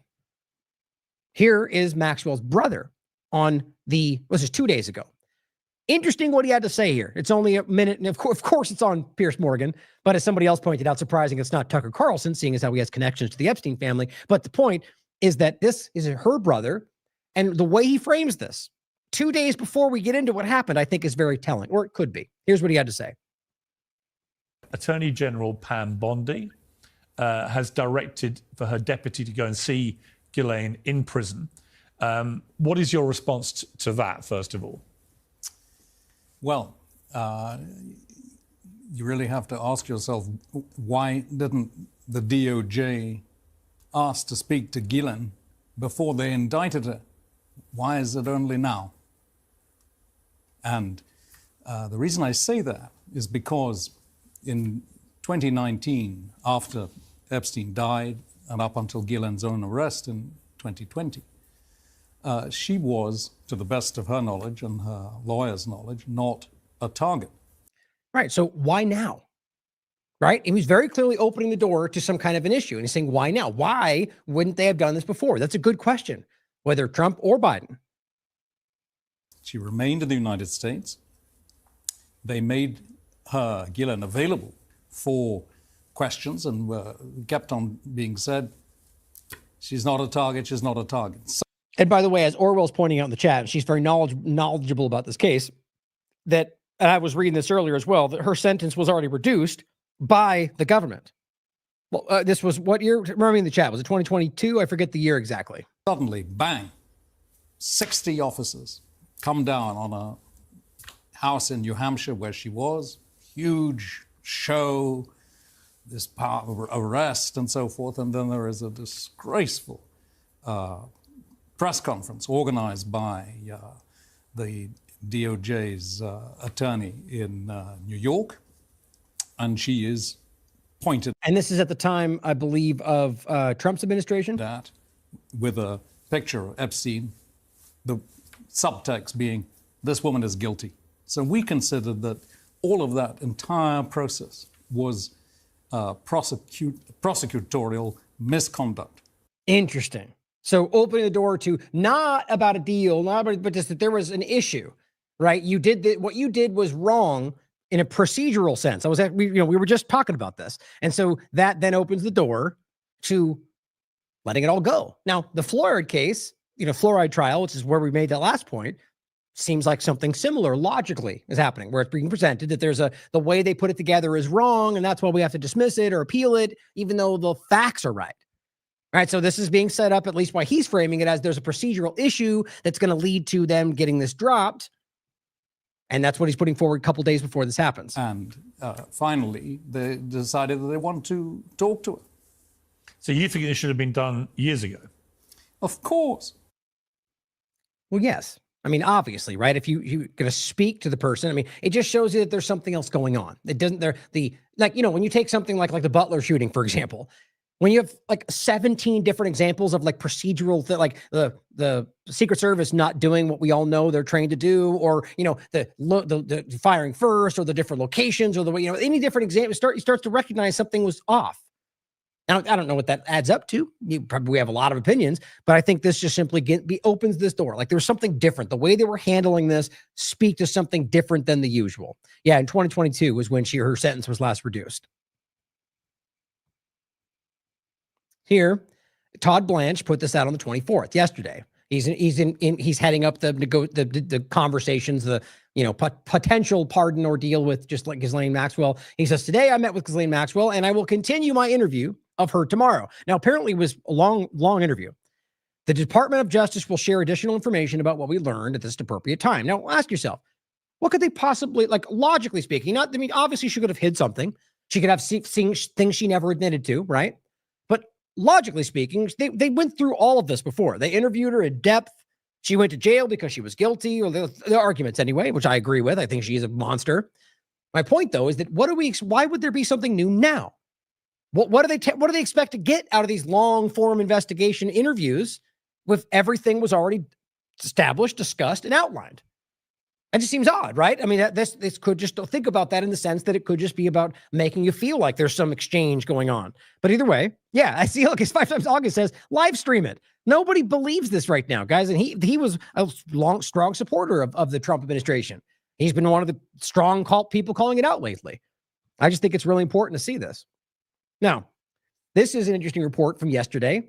CNN reporting about something that was given to her that she took back in as she I'll let him explain it. A box that she was given after the conversation she had with the U.S. government.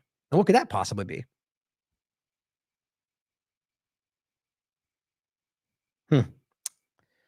Guess so. I mean, my thought on this, that there's some kind of a so you're having a conversation about new information, right? Like that you want something, like, of course, the argument is that the reason they're talking to her, right, is because there's supposed to be something they can gain from it. So the only way you're going to get something is, you're going to give something. So this means a potential deal. That's what we're looking at, right? So the question is, what would they have given her? What would possibly be given to her through the U.S. government in any context? I find that to be very strange. This is video of Maxwell returning to prison just moments after meeting with Trump's deputy attorney general. And yeah, so why would you have to leave the prison either? Right? Couldn't you easily put this together in a room that's inside there? You can see her there. Actually, if you look closely, she's carrying a box of material. Now, Maxwell's attorney says she was forthcoming with every question that Trump's team threw at her today. Look at that gigantic box. That's not a small thing, guys. She's got a huge box. I don't know why that makes sense. What is she gaining? What is she getting? Doesn't all the information in her mind? Okay, my thought is what seems to make sense. You're giving her material, so you're teaching her something. You're training her something. You're guiding her, right? So she's going to look through something and pick something out. Like, give me something on this list. Like, it just seems like it's not, like if you were going in there to get information for her, you would sit down and say, give me what you got and we'll consider if there's a deal. You don't give her information. But again, I don't know all the facts. I don't know what they discussed and what's going on. It's just thoughts I'm sharing. All right. That's the usual way to look at this.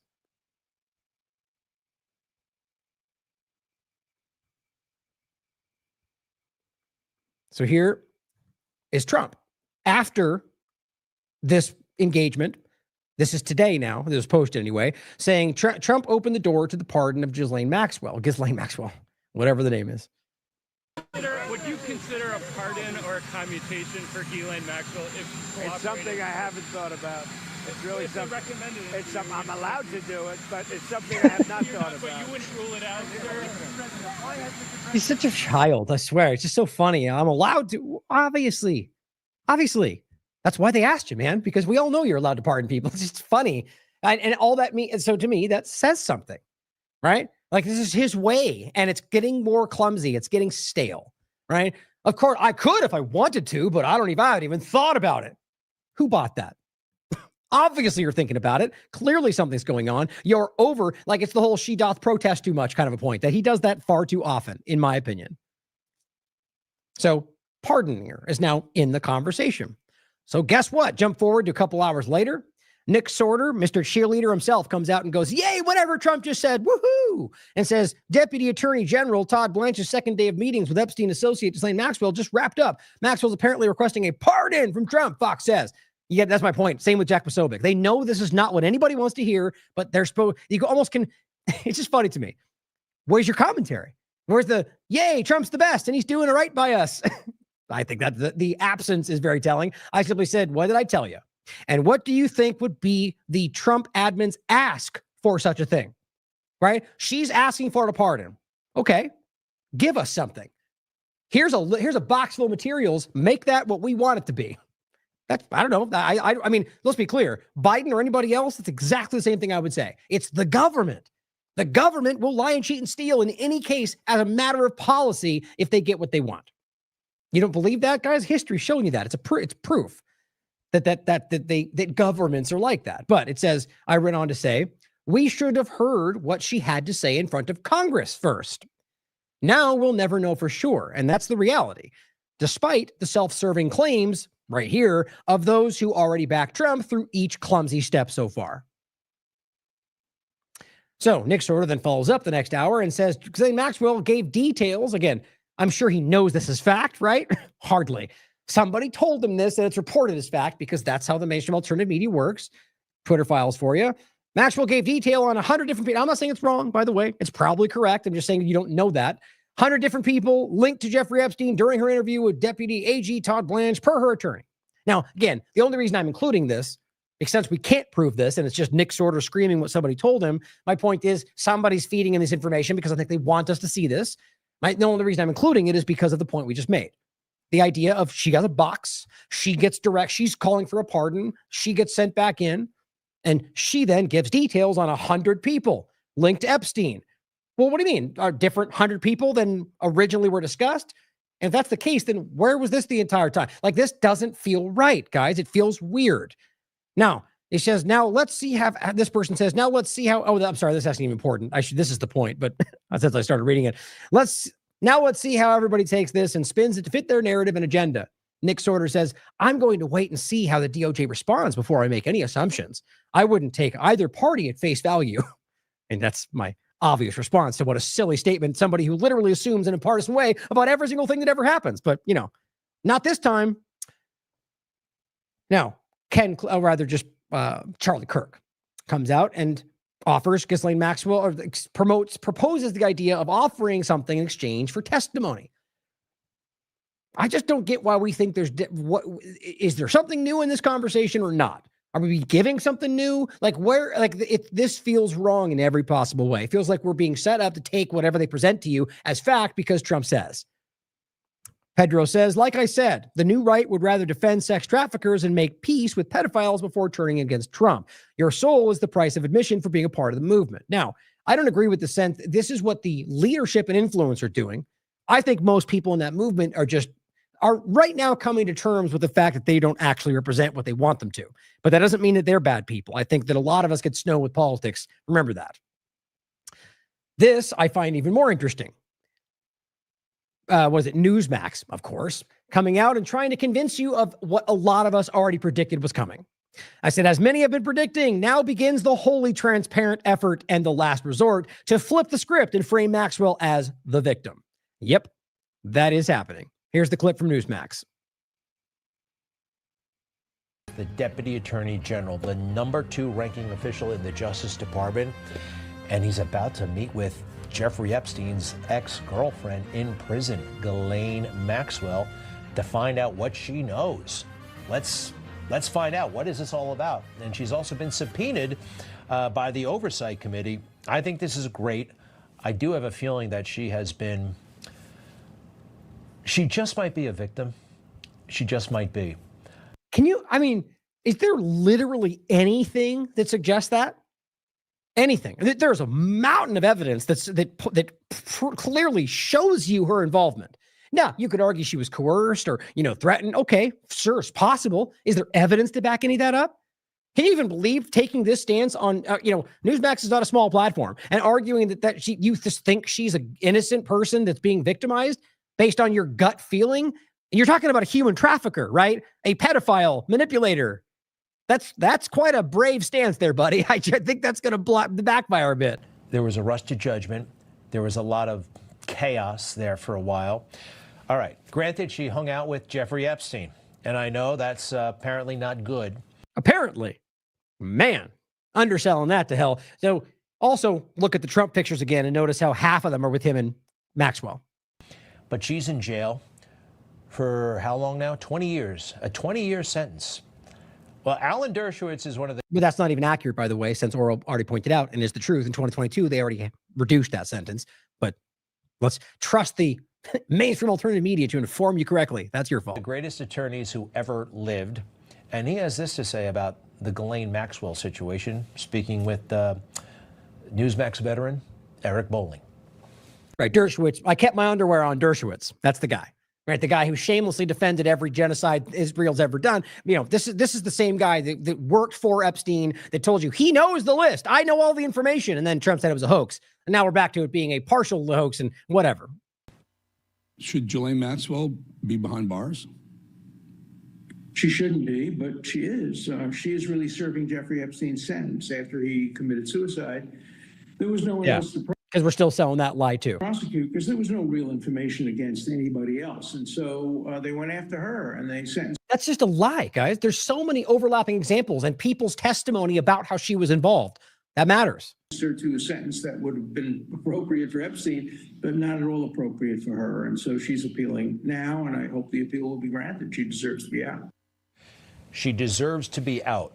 And maybe she never deserved to be in there in the first place. Now, how could you say such a thing? I mean, these are perverts. These are child molesters. We've heard that from whom? From the media? From prosecutors? You know, from the victims that you guys keep telling us you want to protect because we can't release it because it'll hurt them. But now that's not the case as they name her. Wow. Like, I hope this hangs well for you, buddy. I hope this sticks with you for a long time because that's insane. Prosecutors prosecuted President Trump over nothing. I don't know. I see. But I'm skeptical of everything and everybody these days, and you should be too. Yeah. That one small nugget of truth in there, even though he doesn't mean that, right? Because he's not skeptical of Trump or anybody else. The point, though, is that, so you're telling me they lied about everything about Trump? Well, that's not even true. I mean, just because you don't like it, even the Carroll discussion, he was found guilty regardless of what you want it to be. I'm not even saying I necessarily believe, who knows? I think the courts can be manipulated too. I think the evidence of what he is and has done his whole life is shockingly obvious. I mean, still supporting a shot that's killing children, still funding a genocide. Those are the two obvious things that no one can deny. The bigger picture, you're just going to say, well, the media lied about Trump things, therefore she's probably not a human trafficker, despite evidence. That is some shameless effort to lie to. I mean, you know what's going on. We can all see it. You're seeing the corporate media hacks or the mainstream alternative media manipulators or the influencers out there doing their little tap dance. Now, by the way, before we go forward, there was a clip on the Nick's order clip, the one he shared talking about the pardon point and the update. Let me play this clip for you before we go forward. His meeting with convicted sex trafficker Ghislaine Maxwell has ended. This as critics are calling for more transparency in the Jeffrey Epstein investigation. Just in case you didn't hear that, is the end. This report comes after the end of the second meeting with Maxwell that was ended, I believe, today. Welcome back as we head into hour 2 of America Reports. I'm Sandra Smith in New York, and Bill, great to have you here today. Great to be with you as well, Sandra. I'm Bill Malugin in Los Angeles. John Roberts has the day off. That meeting Sandra just mentioned just wrapped up moments ago. Maxwell was escorted back to the prison from the courthouse in Tallahassee. Her attorney said they had a, quote, productive meeting with Blanche, but details of their talks still remain under wraps right now. All right, Fox Team coverage is at the ready. Chief legal correspondent Shannon Bream is live here in New York City, standing by with analysis. But first, let's get to our justice correspondent, David Spunt. He's got the latest from Washington for us. So, David, what else did Maxwell's attorney say? Well, he said a lot. We wish we could be in and hear what was said in the actual meeting. This meeting was a lot shorter than it was yesterday, but this was a 2-day event. The highlight, though, it appears that her team wants a pardon. Watch. And why 2 days? Right? Now, these things don't have to mean everything, but that means something, right? So if it's something that couldn't be concluded in the first day, there is look, the box, the information, there is something happening here that's not just the normal, you give us this and we'll give you a pardon. That's my opinion. We're going to take one day at a time. I know that's very cliche, but it's true because things are happening so quickly. We haven't spoken to the president or anybody about a pardon just yet. And listen, the president this morning said he had the power to do so. We hope he exercises that power in the right and just way. Doesn't that seem odd, right? Why is it? It's like when Trump comes out and goes, the Russia hoax, and then all of a sudden this big report comes out. Like they're priming you for the way they want this to go. That's called marching orders. Like he's giving the sycophant higher upper team sport politic base. Here's what you're supposed to say when this comes to pass, and then they all jump up and do it. But the president leaving the White House today was asked directly about a pardon or commutation. You already saw that. So here is the thread from Decensored News saying, watch, as the Trump DOJ meets with Maxwell, Newsmax host and Trump supporter Greg Kelly says he's got a feeling Jeffrey Epstein's accomplice just might be a victim, claiming there was a rush to judgment. Now, he says Maxwell was convicted on December 2021 and sentenced 20 years in prison for her role. Now, also maybe that is accurate then. If it was 10 years off, what would that mean? Maybe that is accurate. But either way, the point is that it's been reduced by the U.S. government. And it says, for, quote, her role in a scheme to sexually exploit and abuse multiple minor girls with Jeffrey Epstein over the course of a decade. Right there. This is in the U.S. report. And now, again, anyone could lie. People can be manipulated. The point is that this is based on, when you look at the entirety of the case, on a lot of different testimony of evidence we went through all this back when this was happening. Now, quote, a unanimous jury, by the way, has found Ghislaine Maxwell guilty of one of the worst crimes imaginable, facilitating and participating in the sexual abuse of children. That's from the U.S. Attorney Damian Williams. Maxwell was convicted of conspiracy to entice minors to travel to engage in illegal sex acts, conspiracy to transport minors to participate in illegal sex acts, transporting a minor to participate in illegal sex acts, sex trafficking conspiracy, sex trafficking of a minor. So here's an interesting overlap. As they're now trying to scream at you that Garcia was trafficking children across state lines, even though they were his children and he wasn't doing any of that, according to the now court multiple discussions about how they've made up all this evidence, or rather that the evidence doesn't add up and they're getting caught lying about everything. And remember, letting out a human trafficker because they gave the testimony on Garcia as also an illegal immigrant who's been kicked out of the country, 5 times, I think it was. He's now allowed to stay in the country, right? That's okay. As well as the fact that they're now helping release a lot of the team sport politics, somebody who has been charged with actually and found guilty with actually doing that. Make it make sense for me, guys. Quote, the victims were as young, as 14 years old, 14 years old when they were groomed and abused by Maxwell and Epstein, both of whom knew that their victims were in fact minors. Another direct report from the Southern District of New York. Sure matters. Matters to me at the very least. You'd think it would matter to any conservative Republican who's supporting Trump. But apparently it only matters to the real people out there who thought Trump was going to do that, not the team sport politics manipulators that don't care about anything other than supporting the team. Oh, and let's not forget what Trump has previously said about Maxwell when asked. Ghislaine Maxwell is in prison, and so a lot of people want to know if she's going to turn in powerful people. And I know you've talked in the past about Prince Andrew, and you've criticized Bill Clinton's behavior. I'm wondering, do you feel that she's going to turn in powerful men? How do you see that working out? I don't know. I haven't really been following it too much. I just wish her well, frankly. I've met her numerous times over the years, especially since I lived in Palm Beach, and I guess they lived in Palm Beach. But I wish her well, whatever it is. I don't know the situation with Prince Andrew. Just don't know. Not aware of it. Wish her well. I mean, let's be clear. It's met with her many times over the years. Well, as well as I, he did know. Then, as well as before that, right? When first it was like Epstein, he knew him, guys, and pretended not to. Like, you can look at the track record for yourself. Now, he could just be hiding the fact that he knew the guy was a creep and knew he associated with him anyway, but didn't break any laws in the process and just wanted to hide that from you. Still dishonest, but not to this extent that it could be. But I say objective people will consider all of these things, not blindly go in the direction of what they hope is the outcome. Here, next point. This is the attorney speaking afterward. Now, I'm not going to play the whole thing. It's like 18 or 8 minutes long, but I'm going to play the beginning part of it. And you already saw one click part of it there, but just important to hear what he said first. This is in Florida.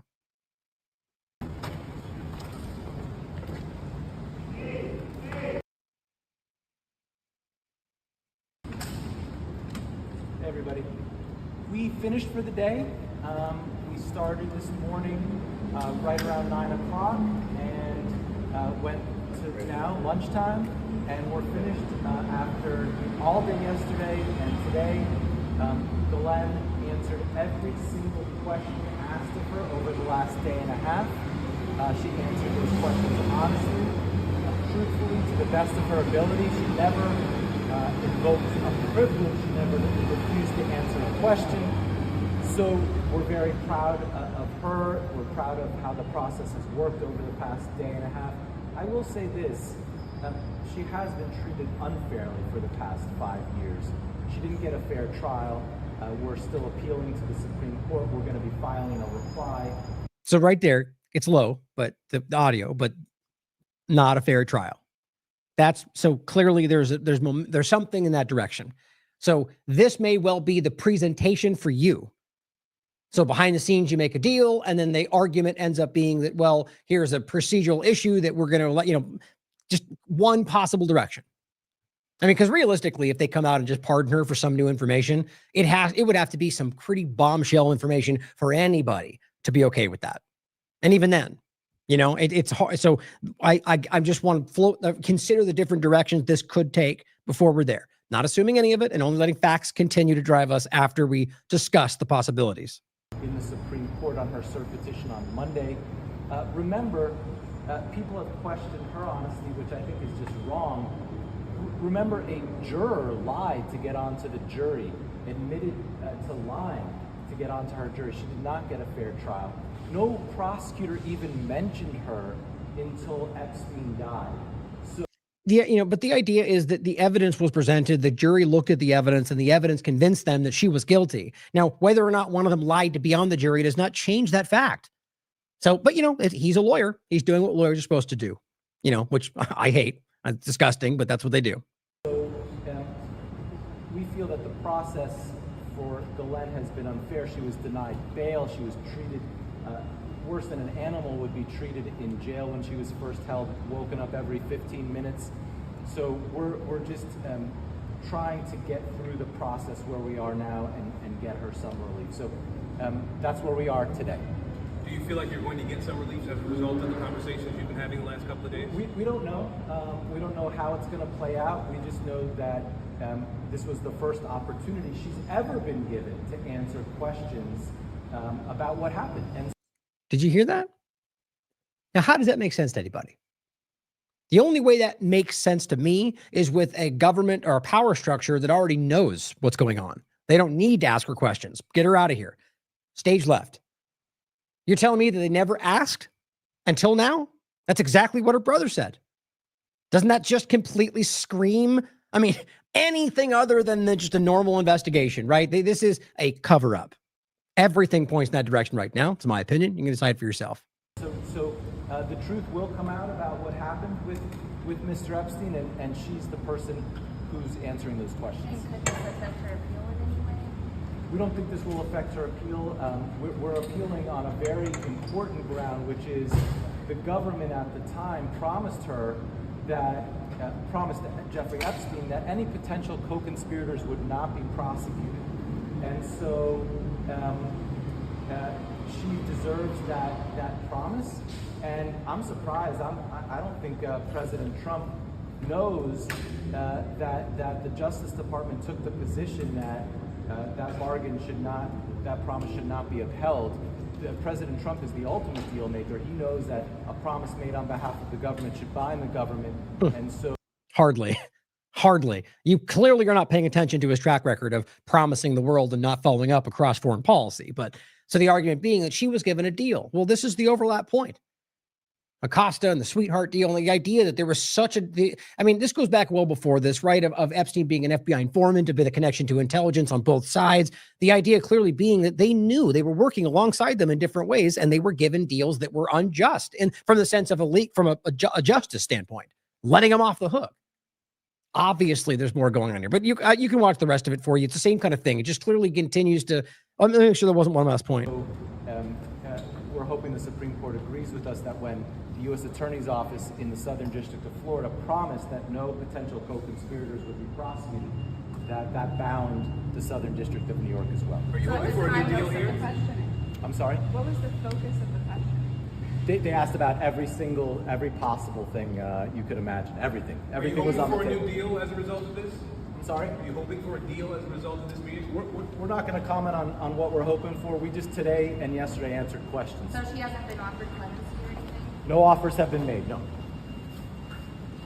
Now they follow him and they keep talking to him, but it's the general gist of it. So, no offers have been made, at least as we're being told.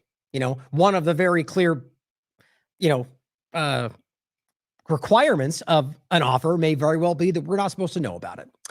But here is what Trump came out and said. Alex Jones says, breaking, President Trump just called out Bill Clinton on live TV when asked about Epstein. 47 says he'll be releasing the real list. I mean, you just got to, how embarrassing to stand there and act like that doesn't make you look like the dumbest person in the room. So now it's a real list. Like, yes, I know he's making a nuance, like I just told you in the beginning about the Democrats faked it. Yeah, my point is the same. There's no evidence for any of that. So just the idea that you now somehow can argue that the hypothetical thing he's saying, let's be clear on top of it all. As we talked about Jason on Burmas for the IMA chat. No, I don't think any of us who understand the reality are actually, like, we're not saying there's some kind of one-page list of the people they worked with. It's about the information they have and the people that we know that used his services that they can compile that in all the files. That's the point. You see, the idea is that the fake list from the Democrats now becomes Trump's got the real list, when in reality, it's not even really a list we're talking about. It's the information they have on the people that are guilty. But that's easy just to call it a list, right? The point is it's embarrassing for them to keep shilling for people like this. I'm embarrassed for you. The real list. Again, my point is, how do you know that? Is Trump showing it to you? Right? Are you in the know that Trump has a real one that you verified somehow? How is that? Carbon dating? I mean, come on, guys. It's insane that this is obvious partisan side. But he came out, again, like he always does, came out an hour before that and did the exact same thing with the same video and then captions it and says the same thing because it's not propaganda. But the real list, you should be focusing on Clinton. You should be for all of them. It's all about sidestepping it. But here's what Alex said, or rather David said. So now the files do exist. That didn't, and maybe someone else wrote and birthday letter to Epstein and used his name. Anyone still supporting this transparent fraud should be embarrassed, like I said. But they won't be, will they, Alex? The real Epstein list will be the one he isn't on, right? And let's not forget, if Whitney's research, anybody that's been really immersed in this, except for one, I might add, is clear that Donald Trump is immersed in this whole thing. I just remember that because it matters. Now, 5 times August, about a smaller version of the same clip, simply says, and he's been calling this out. So Eric Dougherty says, President Trump on the Epstein list, you ought to be talking about Clinton. Whoa. Oh my God. He just called out Clinton, one of the most people, everybody. It's just so funny that people, the way they try to frame these things as bombshells. Are we confused about Clinton? Don't we all already know that? It's like one of the, like, it's just, and on top of all that we seem to know, and everyone can acknowledge that Clinton suicide, the Clinton list, and yet is he in jail? Is Hillary in jail? No, they're still walking free. And despite the promises, lock her up, right? Well, let's keep pretending like now it's going to swing back around and get Clinton. Come on, guys, we can't be this naive. 5 times August says, don't talk about the Epstein scam hoax or else you're a bad, weak, anti-MAGA person. Because remember, he stressed that for like 2 days. Articles, you're weaklings if you even believe this. So there's no way to try to walk this back and act like he meant a nuance to just things the Democrats altered like Jones is trying to push. He said it very clearly. And he says, or else you're a bad, weakling, anti-MAGA person. But do go talk about Bill Clinton about it. But don't because it's because Obama, I'm reading it clumsily. The point is he's calling out the contradictions. Don't talk about Epstein's scam or hoax, or else you're weak. But do go talk to Bill Clinton about it. But don't believe it because Obama, Biden, Clinton made it all up. to create a witch hunt because we don't have any evidence of anything, even though we did get that truckload that was sitting on Bondi's desk. And all those hard drives that she mentioned, by the way, and that 10 hours of video that she mentioned, by the way, that first mentioned all the videos she looked at. Then you have the 10-hour video of a door that they cut information out of. It's all coming out tomorrow, back in February, but we can't because we don't want to harm anyone who might be innocent. But you should go talk to Bill Clinton about it. And then maybe after all that, we'll assemble more binders for phase 2 and 3, but stop talking about it. Guys, if you're honest, this is clumsy. I don't think I've ever seen something this transparent and yet at the same time still forcefully pushed. To me, that's why I really do consider that there's something else happening here. That this isn't just an internal this is a foreign manipulation. Which again, that's what the Epstein point is. But whether that's what's driving his actions, you can decide. But explain it, right? I mean, it just doesn't add up. He is making himself look like a fool. And Alex Jones again tripling down. Trump announces plan to release the Epstein list in full. So wait, so you're now telling us that what was the first one then? When they released phase 1, didn't they act like that was the list? The information, and they just kind of waited until everyone's like, there's nothing here. And they go, what do you mean? Oh, wait, there's more. There's truckloads. It's embarrassing how bad this has been. And now it's the full list. Names Bill Clinton, others, leaders, the people he wants you to think about. Plus, the president denies allegations that he's considering a pardon for Maxwell. Now, he didn't do that, by the way. He said, I could. I don't know. Bad. Well, the Obama aspect of it is important to consider as well. As Spiro points out, as you already saw, we've seen this one before, right? Lock her up. Nothing happened. Lock him up. Well, guess what? Turns out it looks like that's also going in that direction. But this is what we saw right between that, right? So it kind of shifted away to where it was getting really bad that everyone, even people that supported Trump, were like, the whole thing with Obama and Russiagate, that she stuck into all this seemed very clumsy. And it wasn't really, we already know all of this. And guess what? Why isn't he in jail already then? Why isn't he in jail right now if this is treason, right? Nick sort of says, I don't think people realize just how danger Gabbard is in. Well, I said, now we're on to this entirely expected part of the partisan performance. How dare you criticize the obvious lies and deflections? Can't you see how much danger they're in? They loudly assume, sure, unless they're all on the one team pitting us against ourselves, but nah, that's not possible. Well, of course, then it comes to the point of where Orwell, which perfect meme for this, or GIF rather, raw alerts. President Trump says that Obama has immunity regarding the Russia hoax. Wah, wah. And yeah, that is what he said. I mean, you can ask Grok, you can look it up. It's very real. And the point he makes is that, well, because of my ruling, that granted, and he even says in this, he better thank me.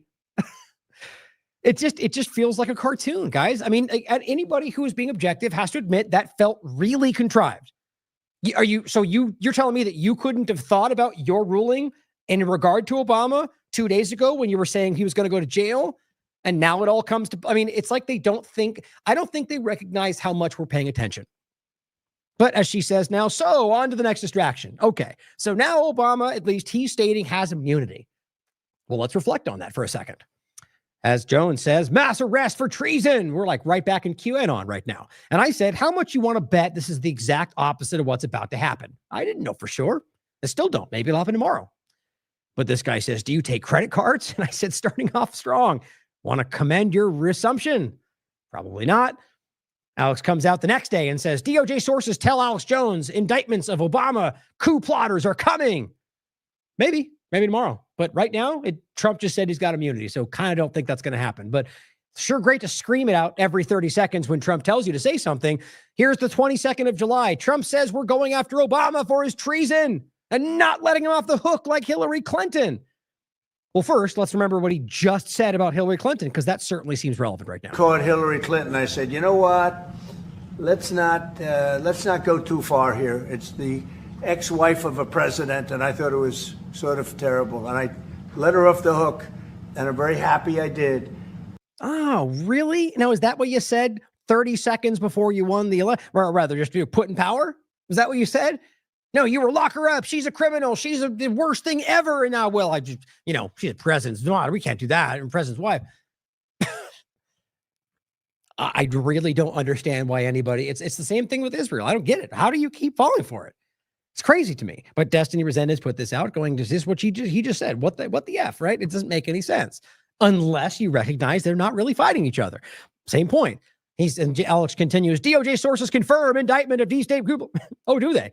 Like they confirmed the military tribunals? Now, again, when I'm doing this, I'm never claiming that I know for a fact it's not going to happen, because that'd be just as dumb as him claiming he knows it will without any evidence. Obviously, it's possible. What's funny about it is the same kind of things they've floated over the years that don't ever come to pass as absolutes. You know, like the ending of the Ukraine war, which they just sent a ton more weaponry to, or the ending of the Israel war, which they just sent a ton more weaponry to, or any number of other claims about drones or fog or World War III breaking out from Russia's attack, or, you know, blah, blah, blah. But I simply said, who didn't see this coming? Now time for you to usher them into the next ploy, or the next America First agenda. Now, 5 times August says, I don't know how to break this to the lot of you, but Barack Obama isn't going to be arrested. He said that on the 19th. So again, I'll start a 5 times August was right hashtag, because he was. Same reason Epstein clients won't ever be arrested. Same reason Comey won't be arrested. Same reason Fauci won't be arrested. Same reason Zuckerberg won't be arrested. Bill Gates, same reason. Nobody will go to jail. You've been conditioned to perpetually allow very bad people to get away with their crimes in exchange for internet memes and fun sound bites. Is he wrong? Oh, yeah. Well, I don't think there was anything important. Let me see. Oh, yeah. Back and forth. Same kind of thing. So that response he put on the 19th. This is what Elizabeth said. Bro, they set the precedent with Trump and his mugshot. They will very much so arrest Obama. They aren't effing around. Just watch. 5 times August says it's not happening. Sorry. February 2024, my revenge will be success. January 2024, we're going to make this country so successful again, I'm not going to have time for retribution. December 2024, I'm not looking to go back to the past. Post 2024 election in reference to Hillary Clinton. I want to move forward. I don't want to move back. I don't want to hurt the Clintons. Seems like an obvious point. She says, those are lies. He's not going to give the enemy his playbook. Right. So 540 chess. He's selling you on those things and he's going to come back around. Well, that was the first administration. Yeah, but he knew there'd be 2. You know, people will feed them. That's called self-serving assumption. But that's what's going on. It's a lot of it. People want that to be the case so badly that they'll lie to themselves into anything. Gabbard, of course, comes out. And this is the whole thread of the Obama thing, which, by the way, let's be clear, in case you didn't see the last show, clearly, Obama's a criminal. He should be in prison. I think most presidents in this country should be. The point is that we knew this. Everybody did. And the evidence that claim there, so she's claiming it's treason and he's not in jail right now. Explain that for me. Right? I mean, you're claiming you haven't, arrested in, for a trial, right? You've got enough. You had this much evidence for any other crime in the world, they would have already arrested the person. You know this. Doesn't matter he's a president. Here is, or was. Matt Walsh says, unpopular opinion, but I don't care about this unless they actually arrest and prosecute the culprits, including Obama. Everybody's, whether you think this is honest or not, it's even the people at the highest level are like, okay, every individual person out there is starting to see through the most minor of things.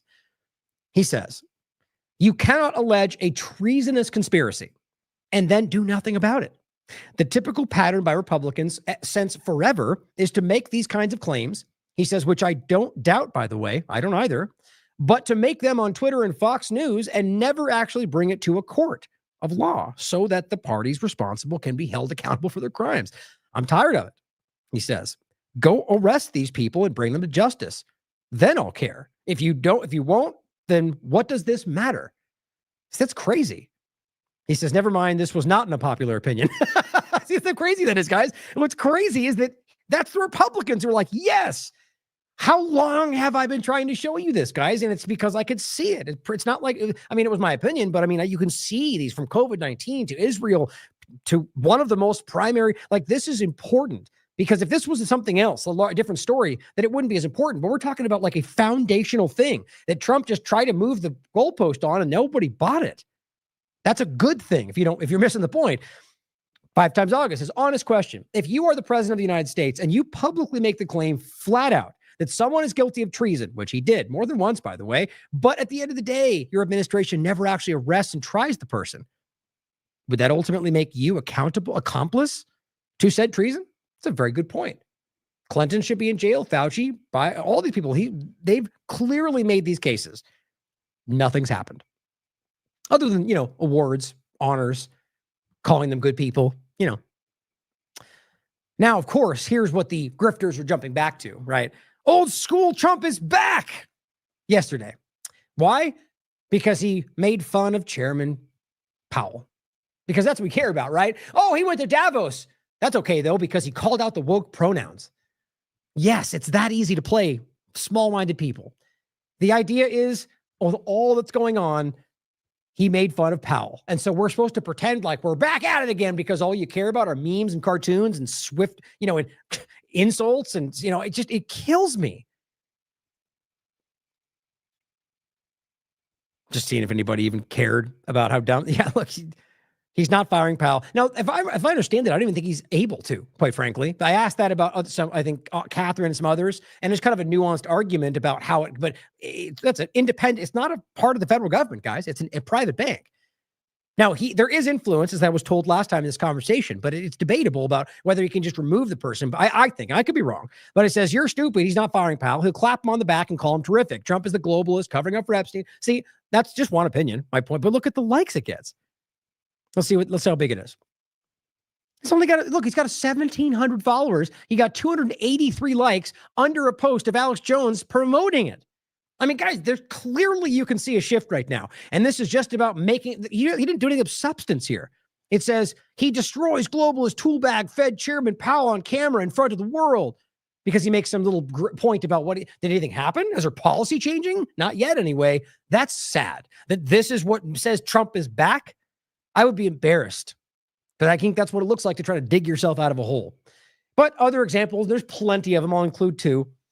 Paulina Luna says the Trump administration is actively wiping out child abuse networks across America, except Epstein's, of course, though, saving tens of thousands of child victims in the process. Now, possibly.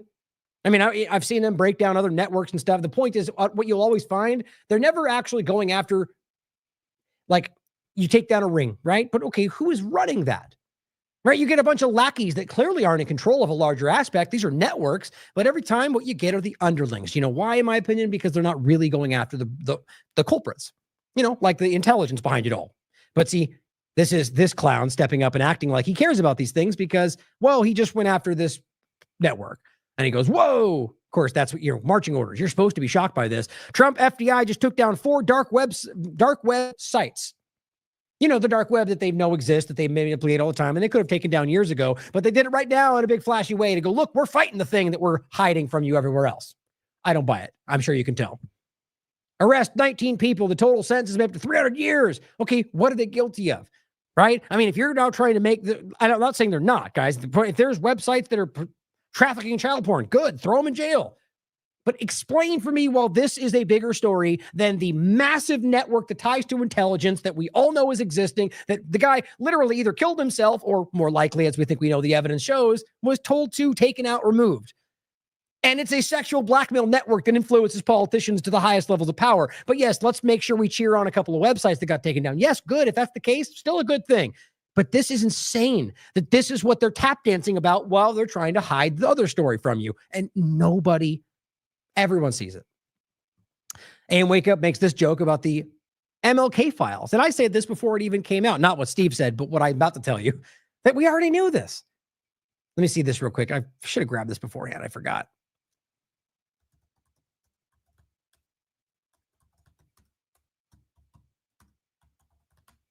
Let me see if this, here we go. Nice. You're going to want to check this out. I'll grab both these. James Corbett did excellent work on this.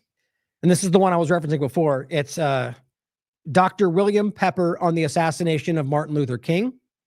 And this one, Truth at Last, the assassination of Martin Luther King. Now, I get the breakdown. It's simple. The reality of found guilty is not hard to see. Civil trial, yes, but the U.S. government was found to be complicit, to be involved with the assassination of Martin Luther King. That's a fact. Listen to it for yourself. Read the entire thing.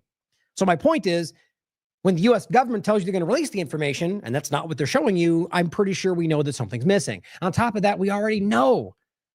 It's just frustrating. But so Gabbard puts this out. After nearly 60 years of questions surrounding the assassination of MLK Jr., we are releasing files. Available now at this document. Okay. And as Steve sums it up nicely for you, this absolutely breaking news comes to you from 1999 and the Lloyd Jowers case. Holy F, this administration really thinks everyone is dumber than a bag of hammers. They just keep dumping. It's like we had our interview with Corey. It's, the idea is that clearly Corey Hughes, they didn't give you anything new, and the stuff that mattered, anything they did give you stuff that was new. As he pointed out, it seemed mostly to be red herrings, pointing in directions that didn't actually matter. He's an expert on the subject, but you should question it. Look into it for yourself. But this is what they do. All of this, and meanwhile, they're hiding the major story from you. Now, in regard to the censorship around it all, Adam made this great point, which I think is important to continue to look at the full, both these things together. First of all, don't forget where he met his wife and the overlap with Epstein. And he says, friendly reminder that more people have been arrested for anti-Semitism in this current administration than for raping children with Epstein. Think about that. Or how about just in general, in anywhere, any context? That matters, right? I mean, there's a lot of overlaps to show you that she was a willing participant in everything that was happening, including the trial that found her guilty. But here is Chris Mahan showing you that AIPAC-funded reps in the U.S. government, Josh Gottheimer, Don Bacon, are now telling you what we already knew was coming, that they are going to help Israel censor Americans if they say anything that they don't like about Israel. Here's the clip. Oh, actually, no, I forgot I wasn't going to play. It's just them, saying the usual nonsense. But I simply said the woke right strikes again, pushing to violate the constitutional rights of anyone they deem not sufficiently supporting Israel, and simply calling out the obvious crimes of the Israeli state are at the top of their rapidly growing unconstitutional censor list. It's what's happening. Now, this is about the Stop Hate Act to censor the internet and suppress what they call anti-Semitism. There are racist people in the world, guys.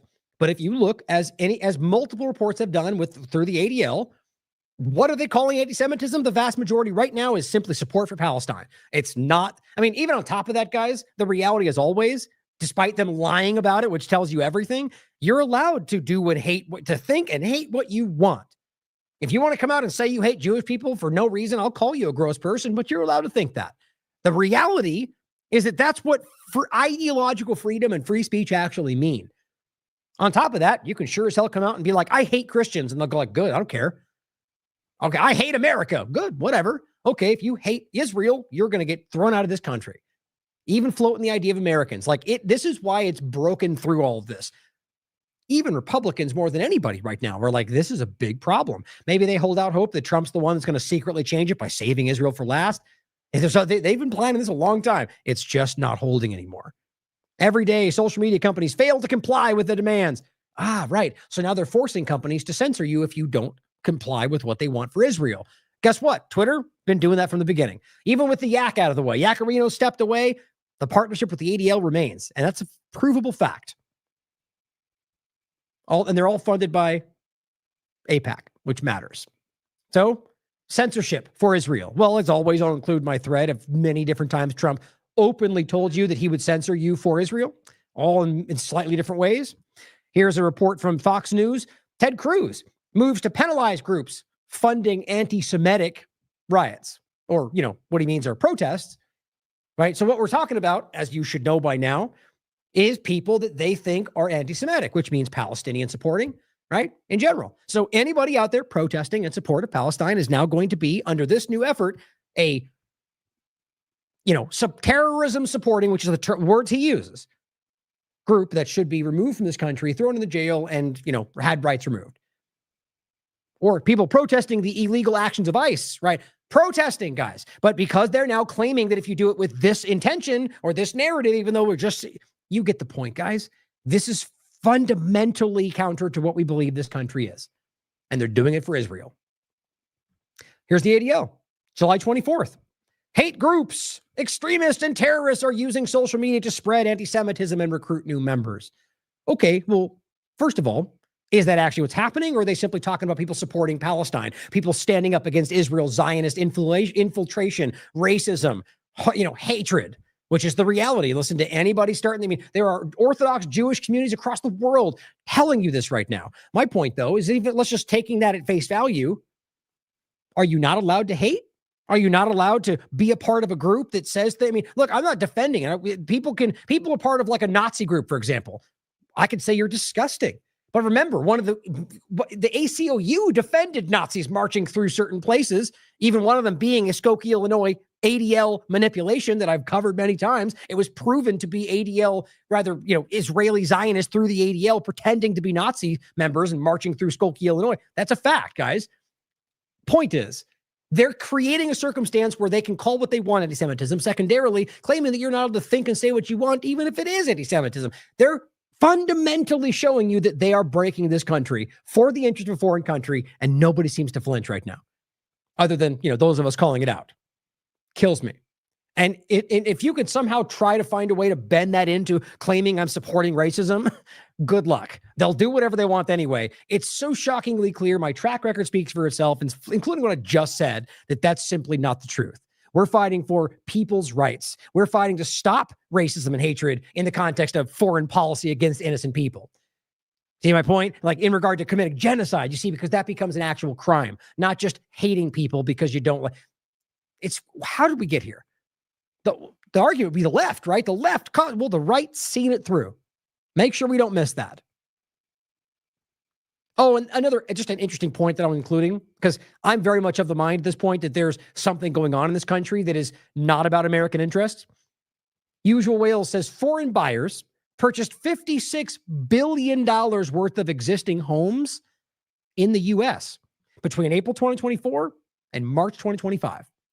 Oh, look at that. Between Biden's administration and right into Trump's administration. So I don't know what that is. Could be Chinese, could be Israeli, could be Russian for all we know. The point is, first and foremost, is that what we were told is happening right now? As they seem to kind of change the dynamics, the demographics of this country, and all. I mean, data centers are swinging into all these areas and pushing all the people out of their towns, and foreign buyers are swinging in and buying $56 billion worth of homes. Why didn't we hear about that? Isn't that like a central issue of the foreign influence and foreign invaders? And I guess not when it's the primary movement. Seems odd, doesn't it? I just thought that was a good note to consider. I'm sure it'll probably flesh out as we go forward, into the years. Now, the last couple of points before we get into some foreign policy overlapping with Gaza. Oh, actually, I'm sorry. This is the starting of that. Oh, it's funny. For a second, I thought it was the... Oh, that's right. I'm sorry. I'm not going to confuse everybody. I removed something that was about RFK. So just start with the Gaza point. I wanted to start with him saying this because seriously, this blew me away. Legitimately, I was like, okay, I had to make sure that one, this wasn't like a fake account. And it's not because I don't already see this in everything he does. It's just because it seemed like, the point we make about politicians, where historically, what do we know? They'll do anything to get your vote. And even then some people try to rationalize, well, it's because they want good intentions and they'll manipulate to get there, but they'll fight for freedom, whatever. Tell yourself what you want. Point is that politicians do what they need to get your support, including lying. We know this. Yet over the last year plus, we've saw a weird shift where you see people who are their constituents and they come out and say, why don't you support Gaza? And he goes, yo, support Gaza? I don't care about you. Get out of my face. Like voters, guys. That seems like they care more about Israel's support than they do about the votes that supposedly put them in the position. So we saw a lot of this. People acting against their interests in very crazy ways. RFK Jr. coming out and saying this, it's not crazy just because he says it, but now on July 23rd, saying it now, it's like the most politically stupid thing you could possibly do. Unless the only thing that keeps you there, the only thing that matters, the only calculus is whether or not Israel's happy with you. Here's what he said. In response to John Spencer, another blind supporter of Israel. Oh, one quick thing to start. So remember, the New York Times put an article out entitled, I'm a genocide scholar. I know it when I see it, in regard to the genocide happening in Israel. An expert on genocide, right? So John Spencer writes this on X and says, I'm a war scholar. I guess we'll just pretend that makes it that he is. I mean, I think the guy has a background in warfare studies. My point is, you just declaring yourself an expert on war does not then make you an expert on genocide. But he says, there's no genocide in Gaza. Right. So it's okay to completely dismiss a one of the most provable things I've ever seen in my life. Remember how YouTube said you're not allowed to deny violent historical events? I guess it only applies to the ones that they want you to see or want to pretend are real or whatever else the conversation is. And I'm not even talking about the Holocaust. The point is that this is obviously what they keep telling us is supposed to not be allowed. But you see, it is only in certain directions. Okay, first and foremost, we know a genocide is happening. Everyone in the world is standing, and then with eyes and brains and morals can already see this. So he comes out and says, that's not the case. Denying a genocide. Denying as children starve to death as they bomb them on the same time. Okay. RFK Jr. responds to this and says, the genocide charge is a blood libel. Thank you, Major Spencer, for this withering deconstruction. How disgusting. First of all, a blood libel? You know what that's supposed to be? Like, the whole thing about a blood libel is that it's supposed to be some accusation against Jewish people that's completely unfounded.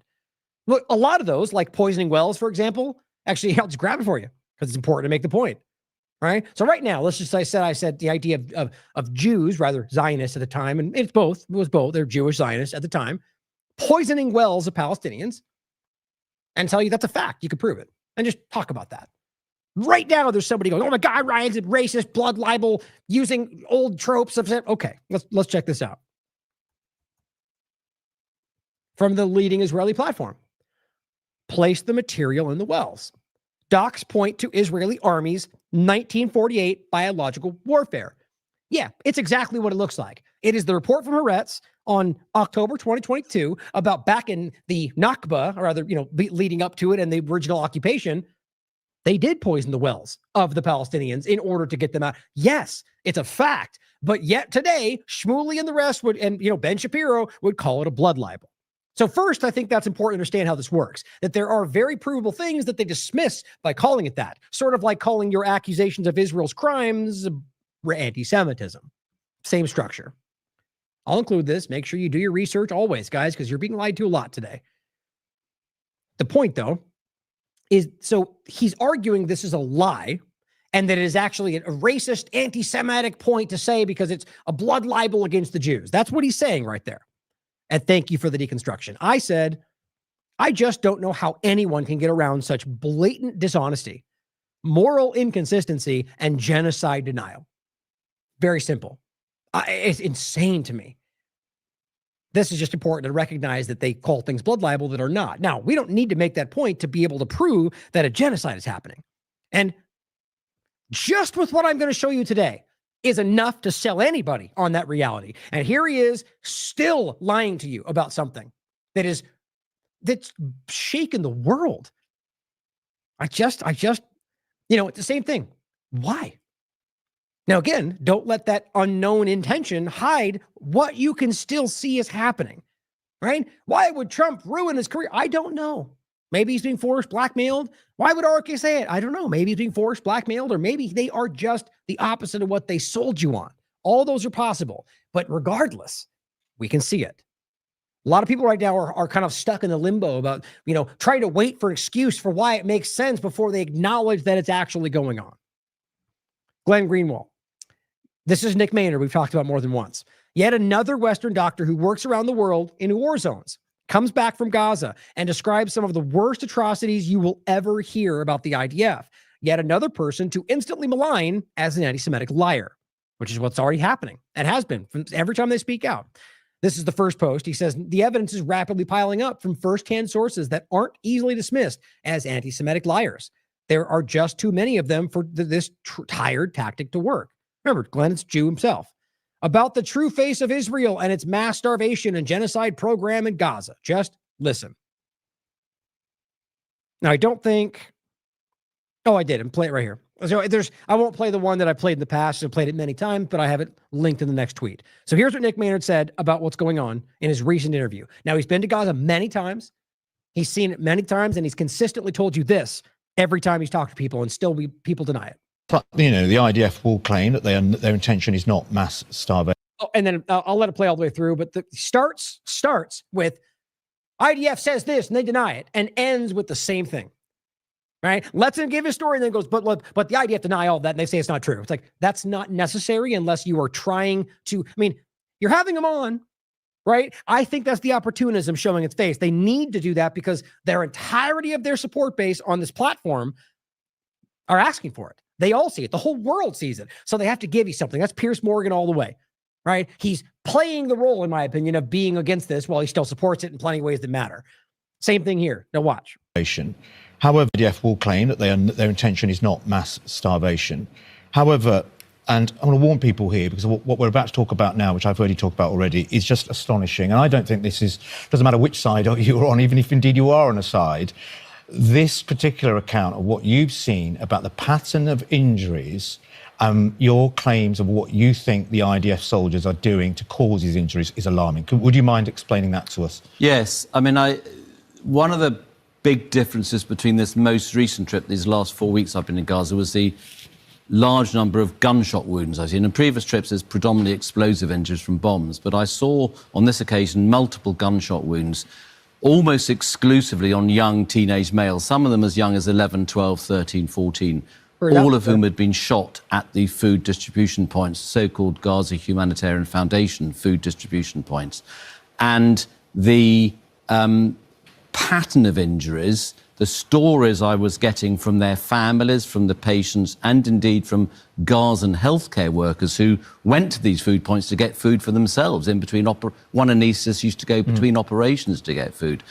But I saw terrible injuries to the abdomen and the chest, but there was a very clear pattern of injuries, a cluster of injuries to specific body parts on particular days. So one day, for example, we'd see patients coming in with gunshot wounds just to the head and neck. On another day, they'd be coming in with gunshot wounds to the chest or the abdomen. The next day, the legs. On one day, about 12 days ago, we saw 4 young teenage boys, 13, 14, all of whom had been shot specifically in the testicles. Goodness me. So the very clear clustering of these injuries appeared to us like a target practice, a game was being played. So I mean, we should point out, that Israel have said, they don't intentionally shoot civilians. Troops near the aid sites have been firing warning shots. And they say they work to minimize friction between the population and forces as much as possible. God, how insulting. You said at the start, okay? And then you frame it as, here's what he thinks. Guys, he's talking about things he literally witnessed. He doesn't think they shot them in the testicles. He saw it for himself. He's watched them shoot innocent people. He says it in the same clip we've showed you many times. Not that he thinks, that he watched them execute doctors that he worked with. This is why these doctors are having such a hard time. This is why these recent Israeli propagandists from the government came out and said all of the doctors work with terrorists. How clumsy. That's the best they can do right now, right? Because it's happening across the board, as usual.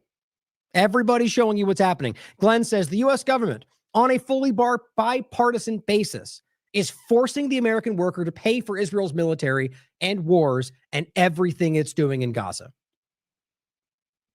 This is the clip I was talking about. This is around the Al-Shifa time, where Nick Maynard was telling you, no human shields other than what, I'll read what I said, but the point is executing doctors, executing children, watching it happen.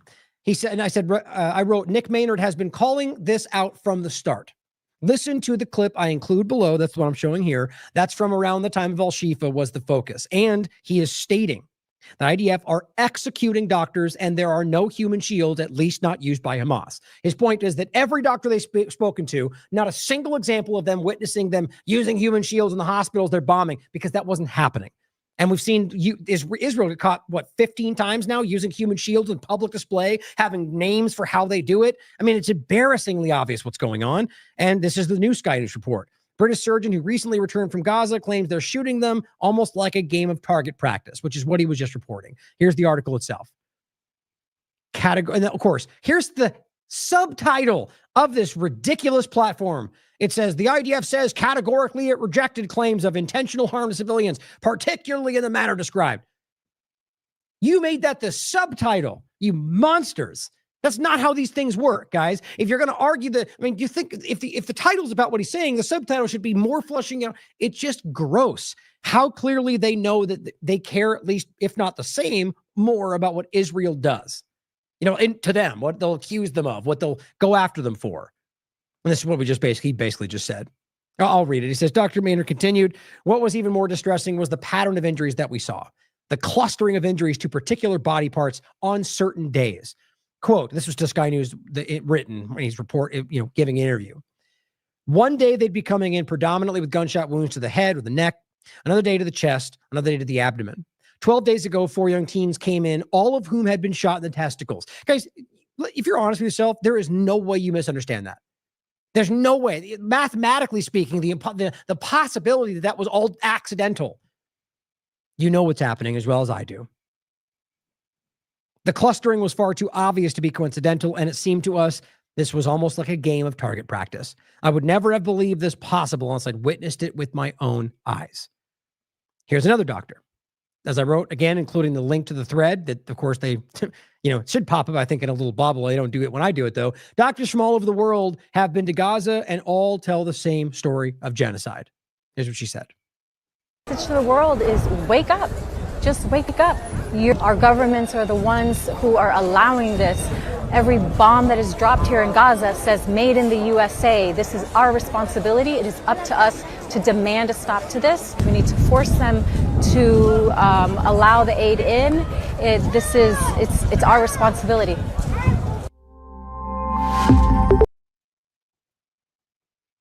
Justin in the chat says, you ask people for evidence of Hamas using human shields and they say everyone knows. You show pictures of Israeli terrorists with children strapped to the hood, windshield in the front and the tanks, and they pretend it's justified because of hostages. It's just, and I don't think we're living in a false construct of what this really is, right? You've got the Israeli Zionist media and rather Israeli Zionist entities. You've got the media they manipulate. And that's just in the case of political anything, but Zionists are very clearly there. It doesn't only mean Jewish person. Stop being so blindly stupid. It's obvious about more than one religion. The point, though, is that you can see how clearly they control this kind of fake back. It's like I point out with the, mainstream alternative media dynamic. That people point to them and say, that's what the Republicans are like. I don't think that even at this point right now, I don't think it even closely represents what most of them are like. But that's the image they show, right? And so we're getting this fake vision of what, is even with the entire thing of Gaza in general. I said in the first week of this reporting, they'd already lost control of the narrative, right? We're here with the world seeing this, and they do it anyway. I just don't know how we can miss what that shows. Now, the Lemming points out that my tweets are showing up like this, where he is. He says, due to local laws, we temporarily restricting access to this content until X estimates your age. So they've age restricted a nurse saying, we need to care about this. She didn't even say anything explicit. Anything that is supporting, anything that's even against Israel's agendas is labeled on this platform like that. Here's Philip Proudfoot. I often think about how humanitarians in Rwanda said, if only the world could see, if only they knew, they would act. Well, the world does see Gaza. The world knows, and there will be no excuses when the reckoning comes. The trials will last for years. I certainly hope so. And I'm sorry you have to look at these terrible images of children starving to death, but it's happening right now. As we're speaking, children are starving to death. And that's not hyperbole. That's actual numbers, guys. And we have to remember that Rwanda itself involved Israel. Very easy to look up. I did an entire show about this. Israel was involved in the Rwanda genocide or the Bosnia genocide or any number of examples you could point out. They were involved. It's not a secret. It's not even some hypothetical. I don't mean Jewish people. I mean Israel's Zionist government, which, yes, obviously overlaps with Jewish supremacy, as even B'Tselem, the leading Israeli human rights group, would openly tell you themselves. A regime of Jewish supremacy from the Jordan River to the Mediterranean Sea. This is apartheid. That's the leading Israeli human rights group. The point is, guys, it doesn't only have to do with Jewish people. Zionism is a infiltrating manipulation that has done it to a lot of different things. Our government, Christian right, it seems, a lot of different things.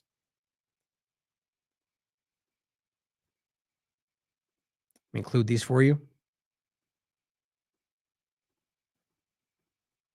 Now, again, we're going to go through a few more, okay? So prepare yourself. But it's important for us to know this is happening.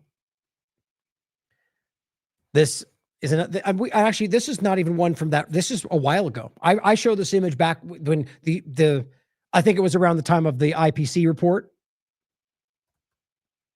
that said that they were in the midst of a famine months and months ago, which I'll include for you to check out. Gaza is starving. Dr. Youssef. Rami Abdul, the chairman of the Euromed Human Rights Group.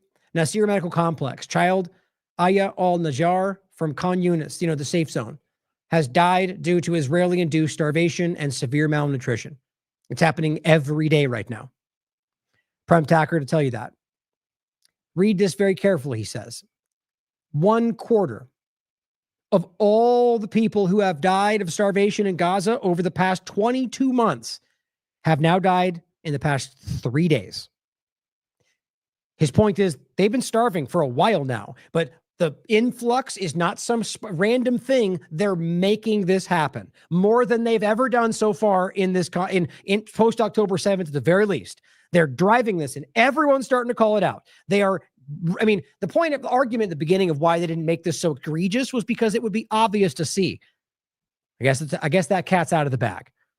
Tamara writes, the Israeli army will allow Jordan and the UAE to airdrop aid into the people of Gaza after the UN refused to cooperate.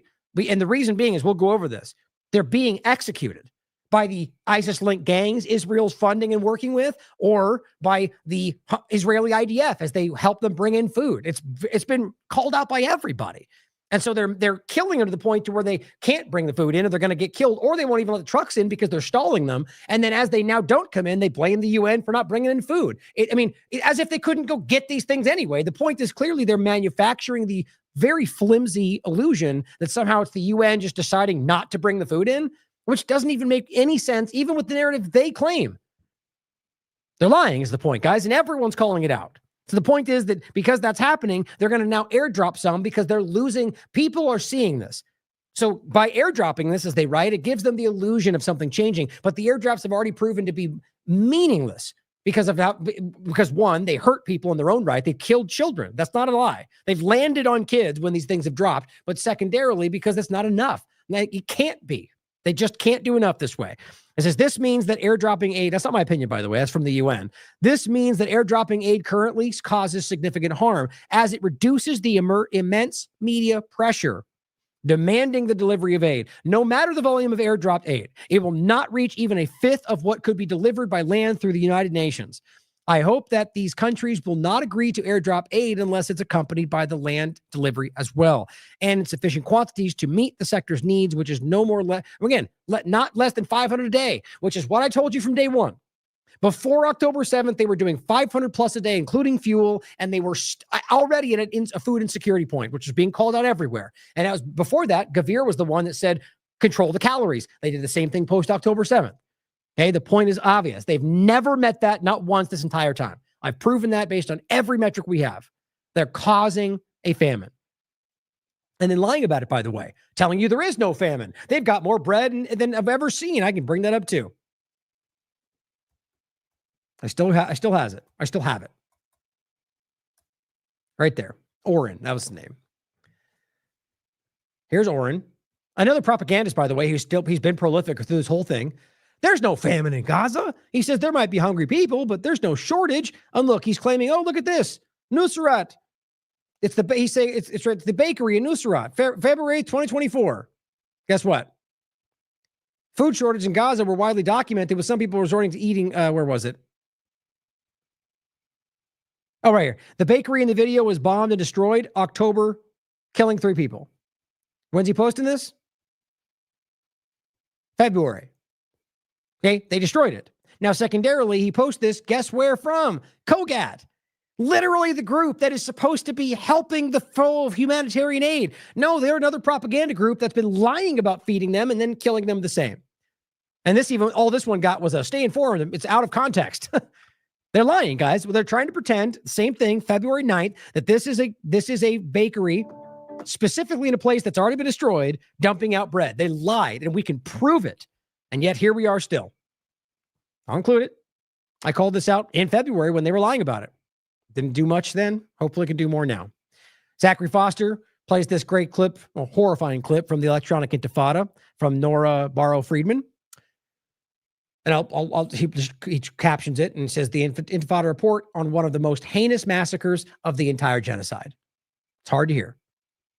Occupation Army ordered the civilians to approach aid trucks with their hands raised, a clear sign of surrender, and then opened fire on them without provocation, the rights group said. adding that thousands of desperate civilians, driven by days of total flour shortages, headed early on Sunday to the Al-Waha area in northwest Gaza City, after reports circulated that flour-laden trucks had entered via the Zikim crossing. In a desperate attempt to feed their families, many individuals rushed to the site. When the first groups arrived, Israeli tanks were already stationed in the area. Soldiers then used loudspeakers to command, "Raise your hands and walk in front of the tanks. Those who want flour, come forward." Around 200 civilians complied. As they neared the aid trucks, Israeli forces suddenly opened heavy fire directly at their heads, instantly killing dozens. Others were left crawling, wounded, and bleeding. Now, of course, because it's intifada or the electronic intifada, people are going to pretend like you can dismiss it. That's just called stupidity, because the facts you can actually verify. And regardless of the source, if you don't look to the source material, then you're being willfully ignorant.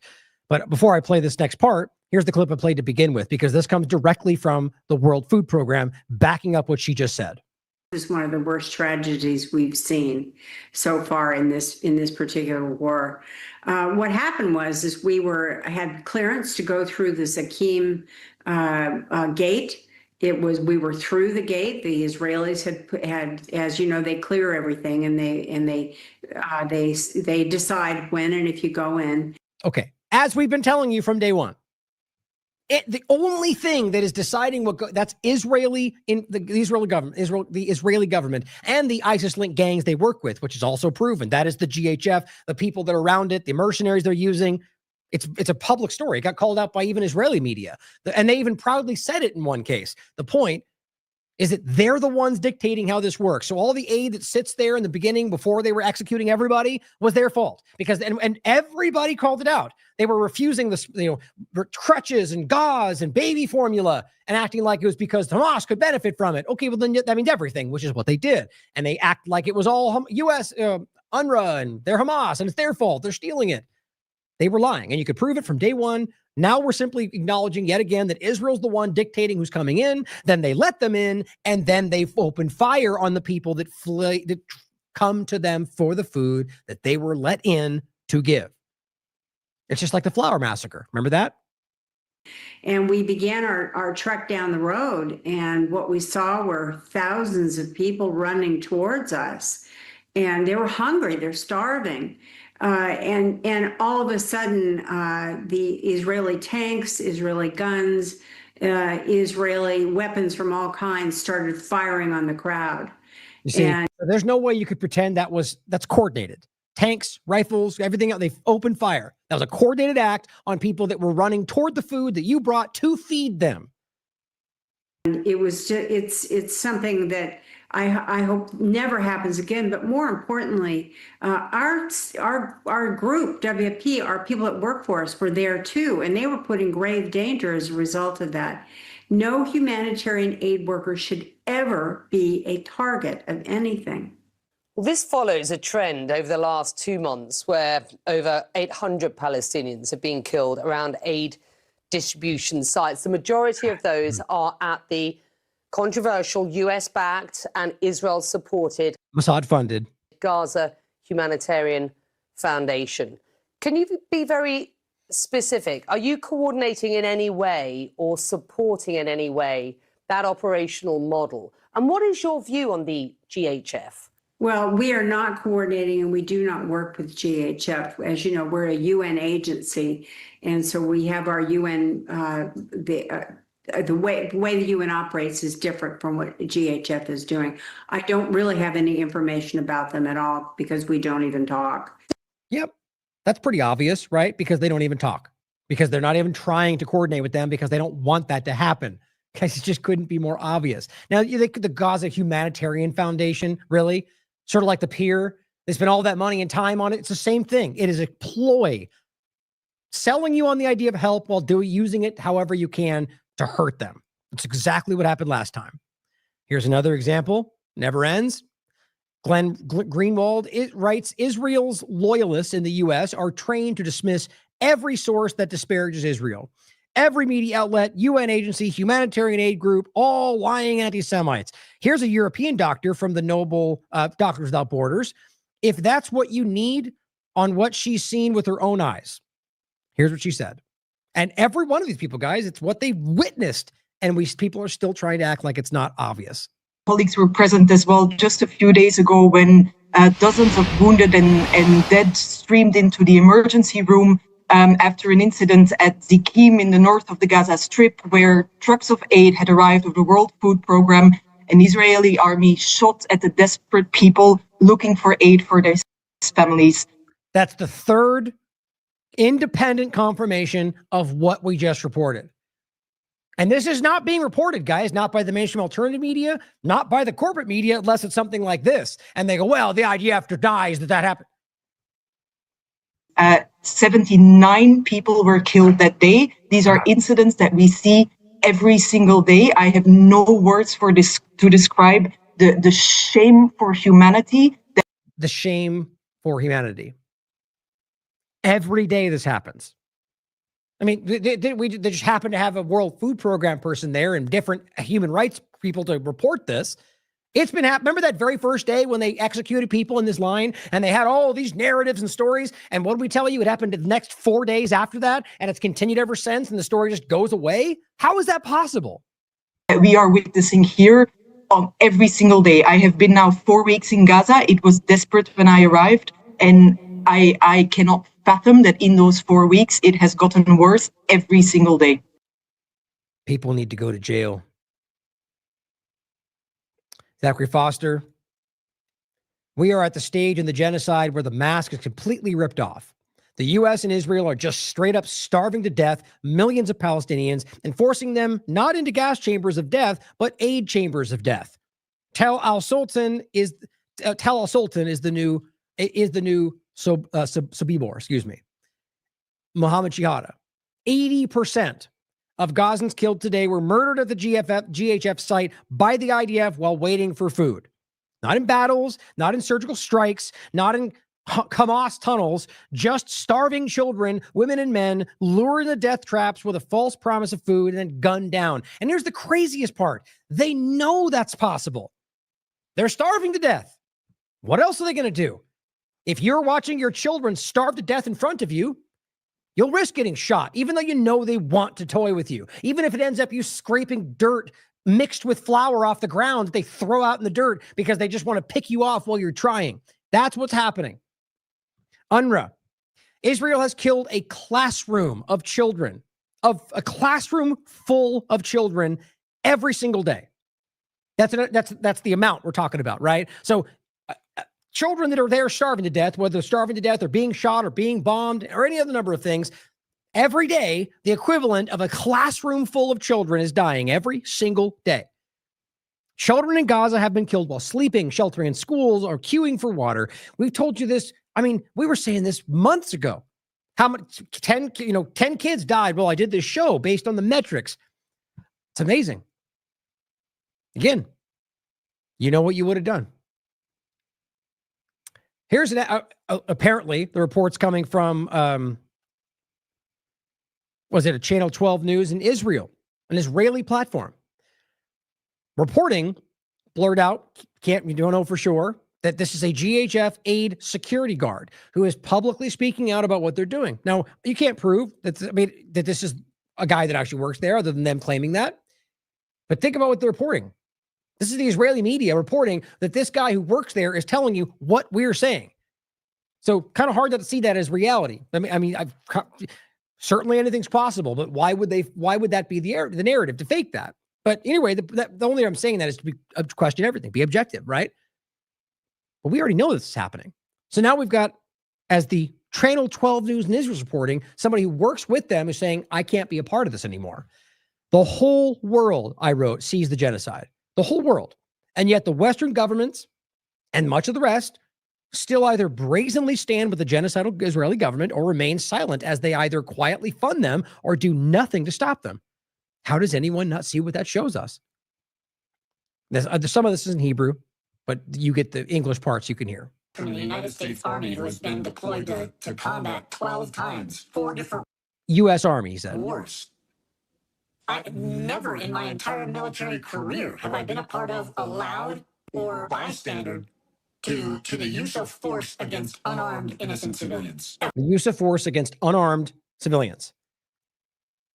This is a U.S. military personnel. He's went over there as a contractor, and he's telling you this. Now, why wouldn't he just come out and say it, guys? Clearly, he feels that he's at enough risk to have to keep secret. That speaks for itself. And I'm not going to do it now. הוא הגיע לישראל באמצע חודש מאי לעבוד כמארגנון חלוקי צבא ארצות הברית במשימה ברצועת Fixing this. עזה. There is no fixing this. This needs to be put an end to it. What happened that made you leave? What was your red line? There was a man who was on the ground. He was on his hands and knees, and he was picking up individual noodles. The UG security personnel wanted to get the Palestinians off the site. So they start yelling, hey, let's go, let's leave. This guy wasn't armed. He wasn't a threat. So this UG contractor sprayed an entire can of pepper spray, an entire can into this guy's face. That's lethal. I was standing. Yeah, because he's starving to death, you understand, picking noodles off the ground one by one, and that's how you treat them. I don't care whether you want this to be, they're starving to death. This is guys, I'm just so overwhelmed with how obvious this is. Everybody sees what's happening. You have people working there testifying to Israeli media. You've got every human rights group in the world. You got the UN, everybody, the Doctors Without Borders, the World Food Program. They're committing a genocide, not just a genocide, they're committing a genocide and then torturing them in the process. Because you realize those aren't necessarily the same thing. This is sadistic. It's vile. Next to these two women, and this contractor throws this stun grenade, and it lands in between me and them. This thing hit her, and she just drops, just lifeless, collapsed to the ground. It looked like she had been killed. And to me, that was I could not be a part of that anymore.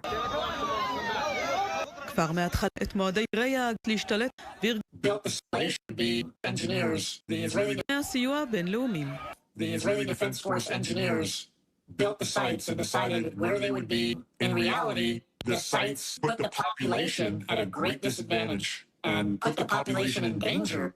You keep saying that the location of the distribution site are in areas which are far from the Palestinian population, and that creates one of the key problems. Can you explain why? The sites were not set up in locations, nor were they set up in a way that was conducive to distributing or delivering humanitarian aid to a needy population.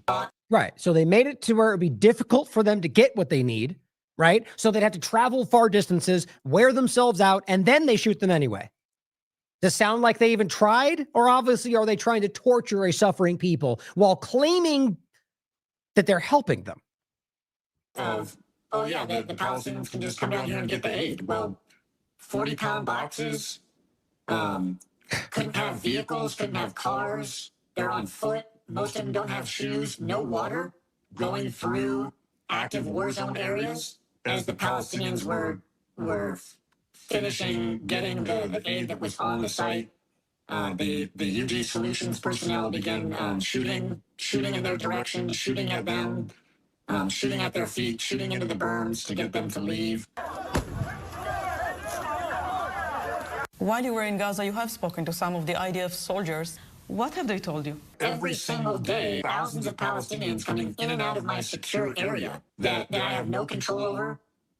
I don't have any accountability of. I don't know who they are. I don't know where they're going after they leave.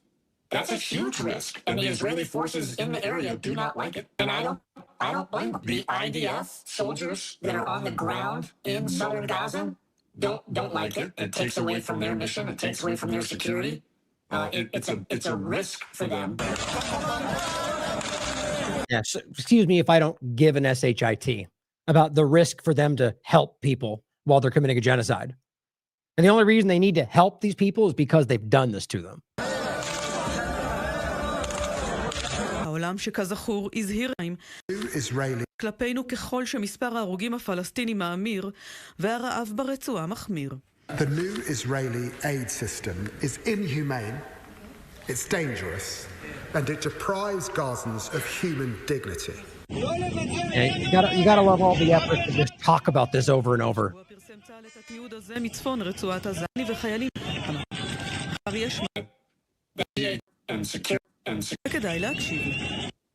the UN method had the amount of support and security and coordination that GHF is getting, the UN process would be very successful. Yep, exactly. And you know who's the main elements not supporting that method? The US and Israel. Why? Because exactly what I just explained to you. They make sure that it's not viable because they won't let it be. Then the only other option is the one that was set up to fail.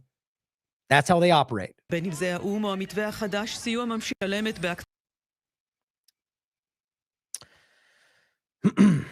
whole world sees it, guys. The whole world. Kavor Kalmesian says, whether you agree with him or not, humanity is dead. Gaza was the test ground. Get ready for the Hunger Games. Watch this video. Okay, this is the kind of thing that I can't get this stuff out of my head. Look at what they're doing to these people. This is a whole area of people struggling out in the middle of the area to just get food, and it speaks for itself. Look at what they're doing to these people.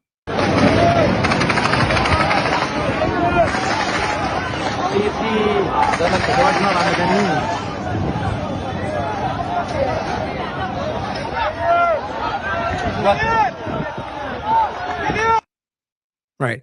And they're starving, they're struggling, they're tired, they're thirsty, right? And they're out in the middle of the desert running around as they get shot at and have nowhere. This is insane. Absolutely insane. Every single day we're seeing this. Here's how the U.S. government responds. Tammy Bruce cares more about her disgusting hair than apparently people starving to death or selling you on the false narrative to cover it all up. Is there any sort of internal scrutiny within the administration about the results of the Gaza Humanitarian Foundation as an entire project, which, as you've set out, is intended to displace the United Nations process? Jeb,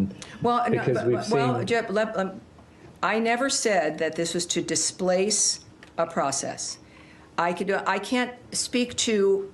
But you've been saying that under the previous system. Well, yes, Hamas it's true. I mean, we know that, that under the previous dynamics that Hamas was able to loot trucks and to steal material. Proven to be false. These are ISIS-linked gangs that were in the middle ground between Israel and the people that needed it, and they made sure that they looted it and sold it to higher prices. Robert's broken this down. I'll include an interview where we discuss this, and it's like everything else.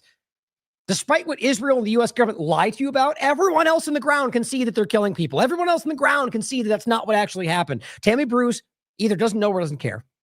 And to sell it and to use it and to weaponize it.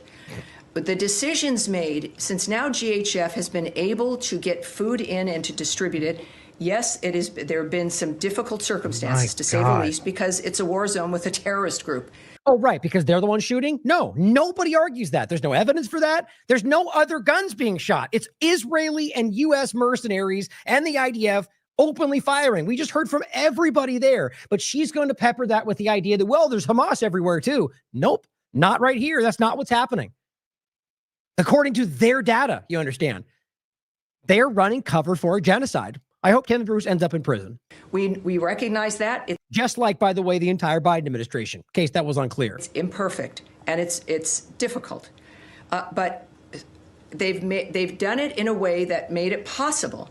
I don't know what has made the others so vulnerable to theft and hijacking and everything else that has really only landed the food with Hamas. And we saw that with this weekend. And then a few weeks ago, another dynamic where trucks themselves, the entire truck was, multiple trucks were hijacked. So I don't know the entire UN plan or their decision-making process. What I do know.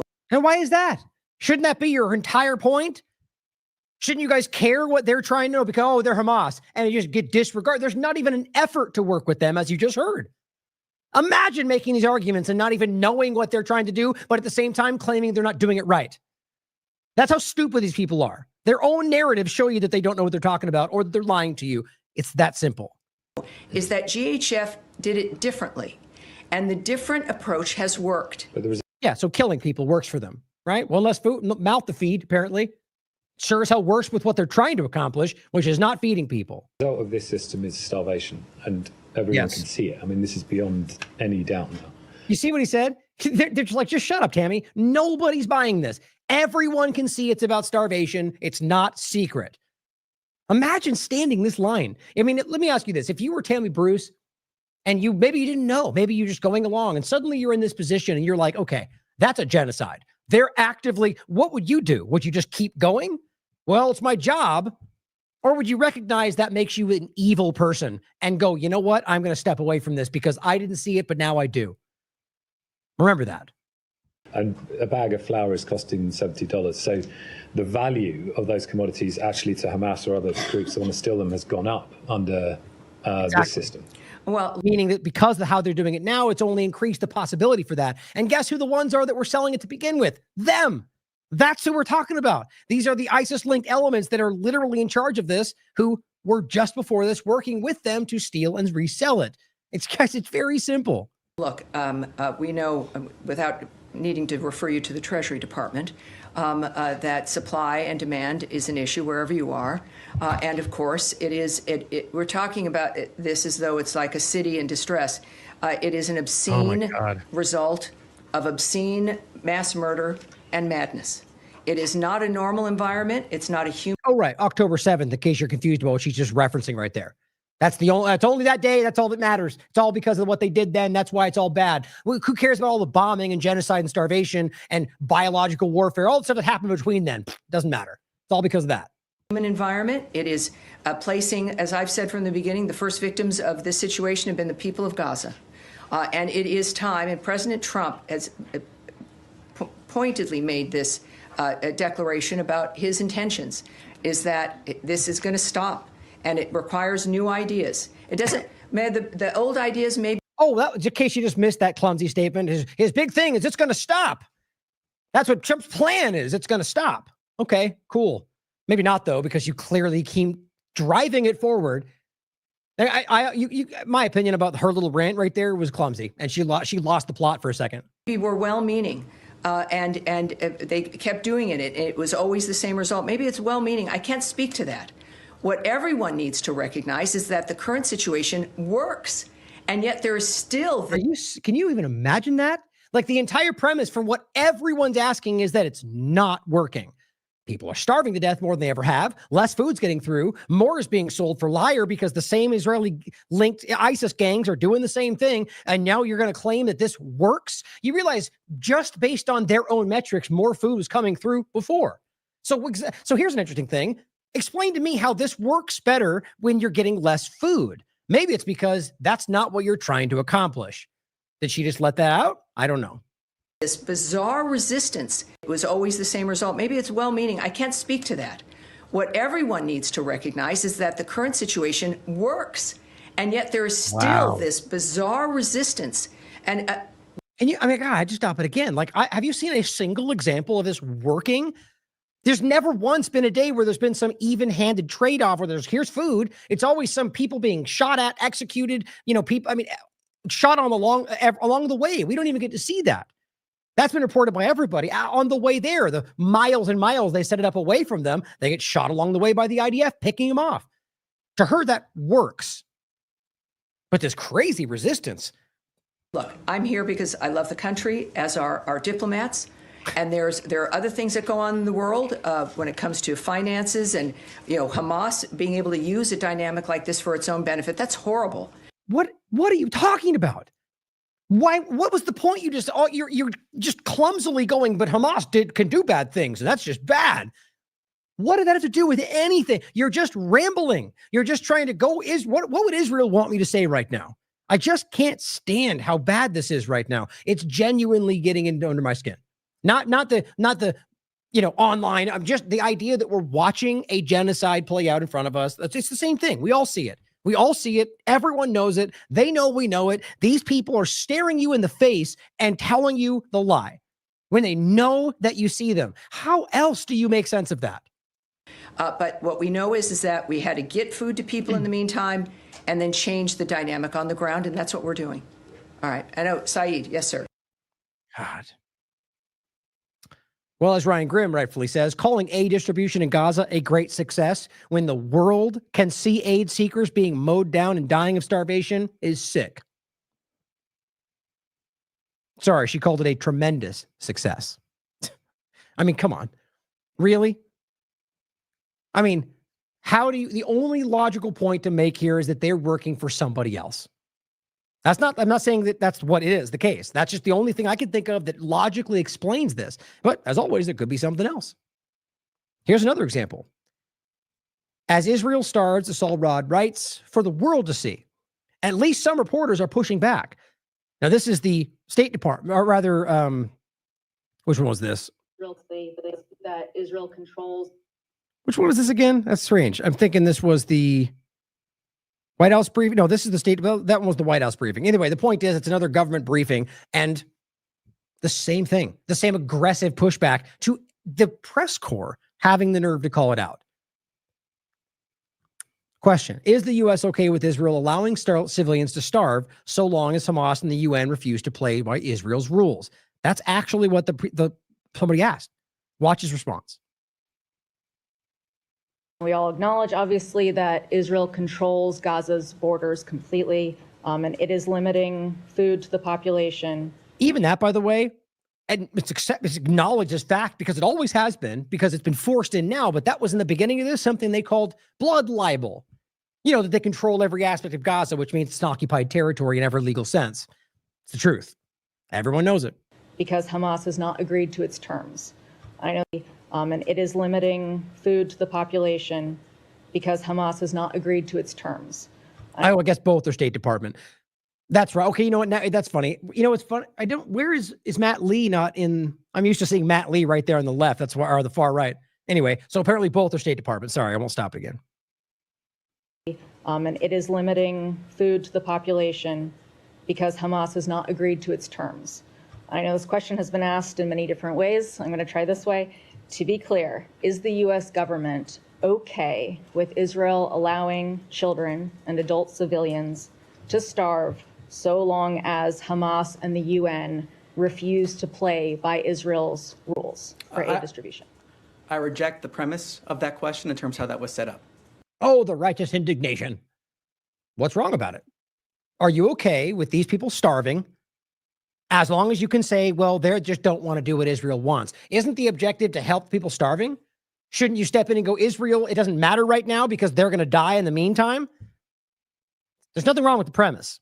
You just know you're supposed to stand, circle the wagons when it becomes Israel being called out.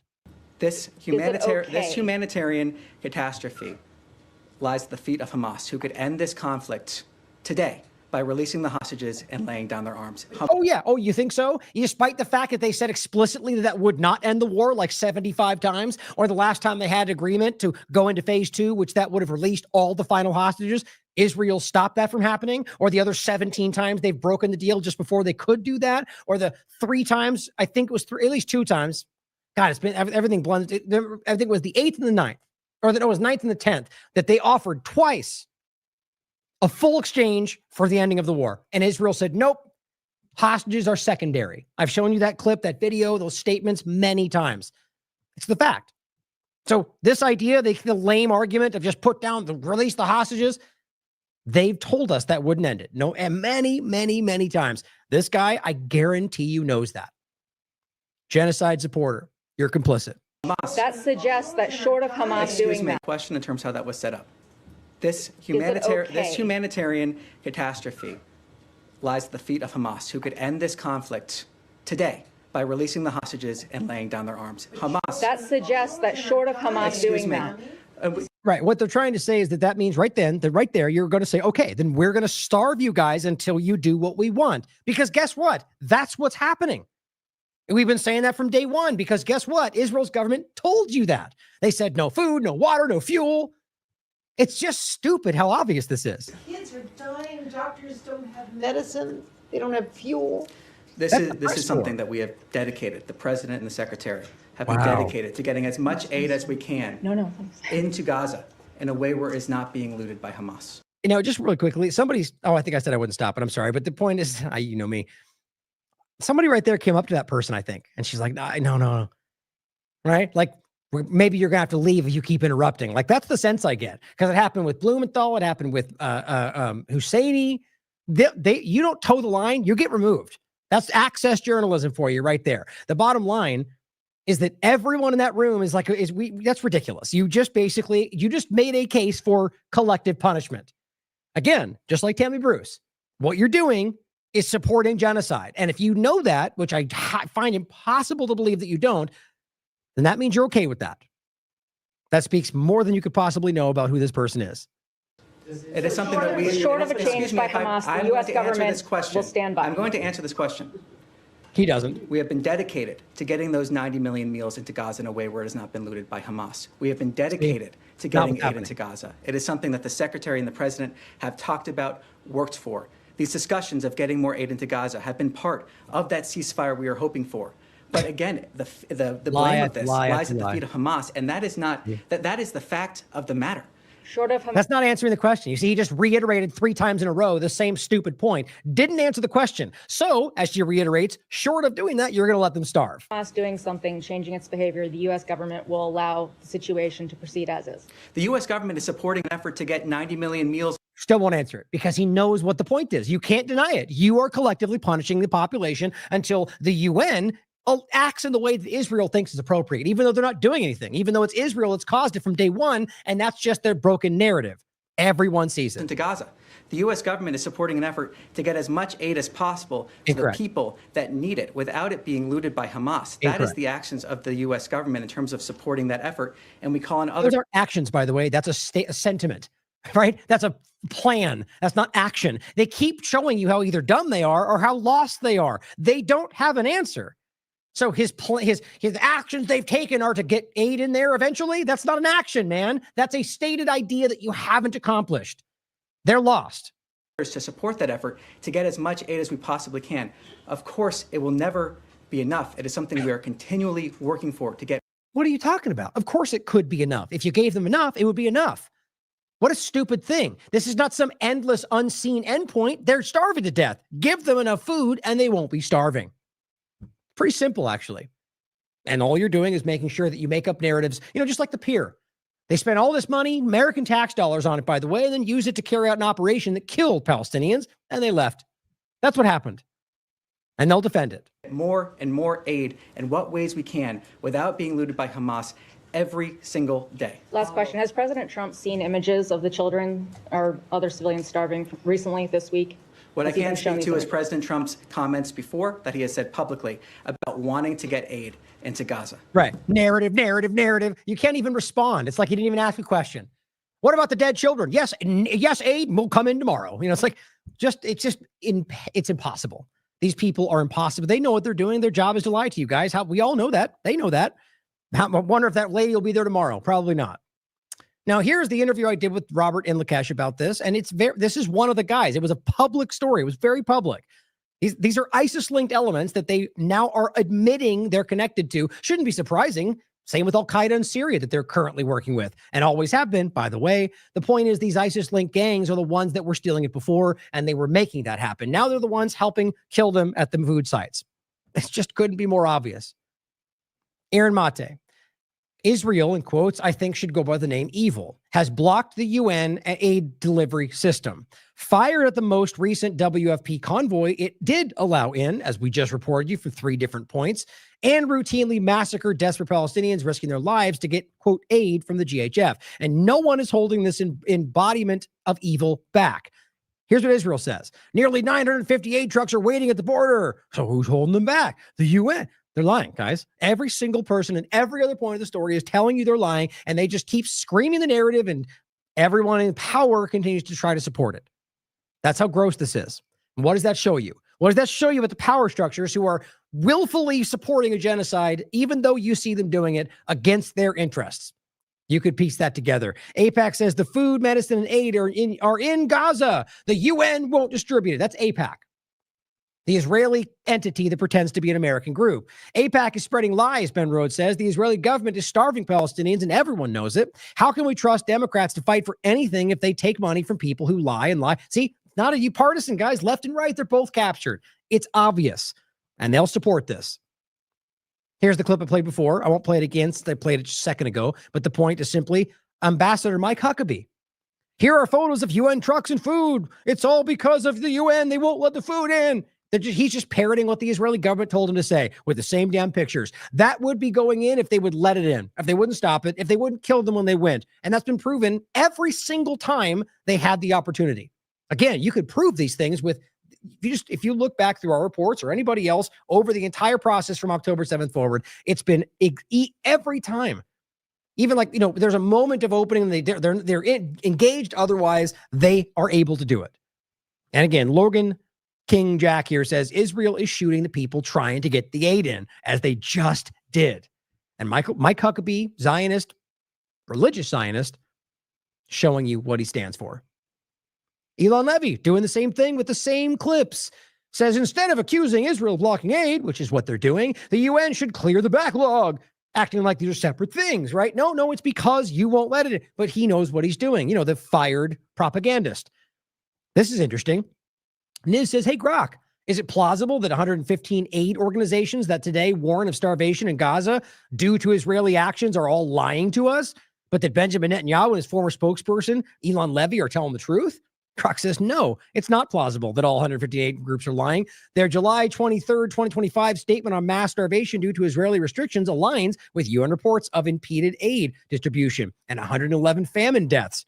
Even Grok calling it out. Probably be deleted by tomorrow. John Conricos, the previous, he's still part of the Israeli manipulation network, but he was, right now he's a senior fellow, former IDF spokesperson. He says the UN-based system of aid distribution has been failing the people for years. No, you guys have been failing them on purpose. First, they enabled Hamas to build hundreds of miles of tunnel using aid. Oh, they used food to build tunnels? Oops. You see, because they didn't give them food. They gave Hamas money. Because you have to understand, guys, you don't give money as aid in a place where you can't buy the aid. You understand the reason they're putting the aid in is because the aid is not there. So if you're pretending you gave them money to buy aid that's not there, you're a moron. So the realization is he just admitted that you gave money to people and they built these tunnels. Now, really, you could argue that you could prove like Shifa was built by Israel. That's there. Barak admitted that. Ehud Barak. My point is, he's saying that giving Hamas, here, I'll play it again. It's been a while. It's been a minute. Make sure you see this. So are you saying Benjamin Netanyahu deliberately boosted Hamas to try to prevent a Palestinian state? Yeah, sure. He deliberately and systematically even told, is on record, whoever wants to avoid the threat of a two-state solution has to support my policy of paying protection money to the Hamas. So what we did, with the permission of our Prime Minister, is to let Qatar to transfer a huge amount of money in cash, probably more than $1.4 billion. By doing it, we increased the power of Hamas. We did everything in order to make sure that Hamas will go on controlling Gaza, and Palestinian Authority will control the West Bank, so they will fight each other.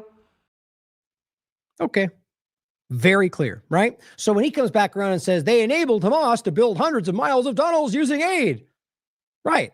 Because that's what you gave them, not UN, because the UN wasn't giving them cash, you complete clown. So they then facilitated Hamas's control over Gaza, which you created, which you drove into reality. And now you're using to justify the execution of Palestinians. And now they're providing a losing terror org with life support.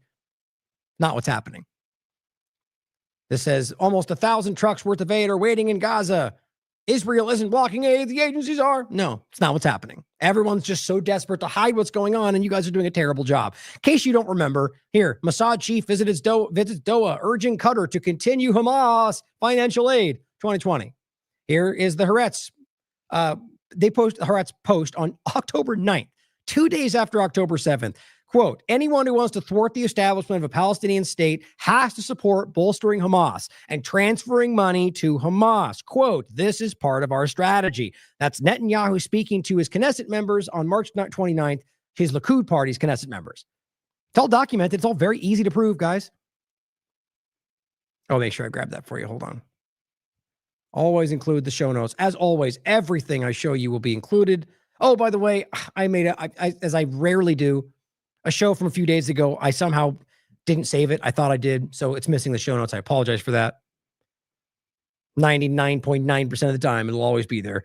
Her Katie Pavlich says, imagine hating Israel and Jews so much that you're willing to starve Gazans to make a point. That's what the UN in partnership with Hamas is doing right now. What a moron. So this is a 1 million follower influencer of some kind who is blindly taking the narrative that that's what's happening. So imagine hate. So apparently now the UN just hates Jews, so they're going to starve all of Palestine to make a point. Like, how do you even think that makes sense? And secondarily, that's not even what the facts show. Everybody else can see that. But either this person's paid to lie, because that's what they do with influencers, or she's just a dumb influencer who doesn't realize that she's blindly taking the narrative of somebody online. It's obvious this is not what's happening. And then you're going to say that, and like even bringing in you hate Jews shows you how dumb you are in this conversation. First of all, it's certainly possible, but would you show me the evidence of why you make that argument that the UN collectively as a body of multifaceted entities, we hate Jews so much that we're going to make sure we don't feed the people that they're fighting? Because that'll make a point? I mean, you don't realize how dumb you sound? And see, this is the problem. There's so many people out there with 1 million followers who are willing to scream whatever they're told, or that they are too stupid to know they're wrong. Now here, the IDF comes out showing you the kind of propaganda they push. Now, there's two ways to look at this. They say, watch the footage that reveals senior Hamas terrorists boasting about their meals. Yeah, they really look like senior Hamas terrorists to me. While accusing of starvation, they're actually trying to sell you again on the fact that Hamas, well, first of all, one side of it is there is no famine, right? There's no starvation, there's no famine, except simultaneously there is, but only Hamas is feeding. You see how that works? Both at the same time, because they'll let you pick which one you like. You got to love Israeli propaganda, you get choices. The bottom line is they're lying to you, and they can prove it with their own propaganda, like that. But how do we know what this is? How do we know what this video is of a bunch of random people with fruit in like a shelter, a cave? It doesn't even look like a tunnel to me. You can see above the ceiling right there. It's clearly an open area. The sunlight's in it. The bottom line is they're trying to say that this is Hamas feeding everybody. So that proves that there's no famine, or that there's no starvation. Guys, this is the best they can do.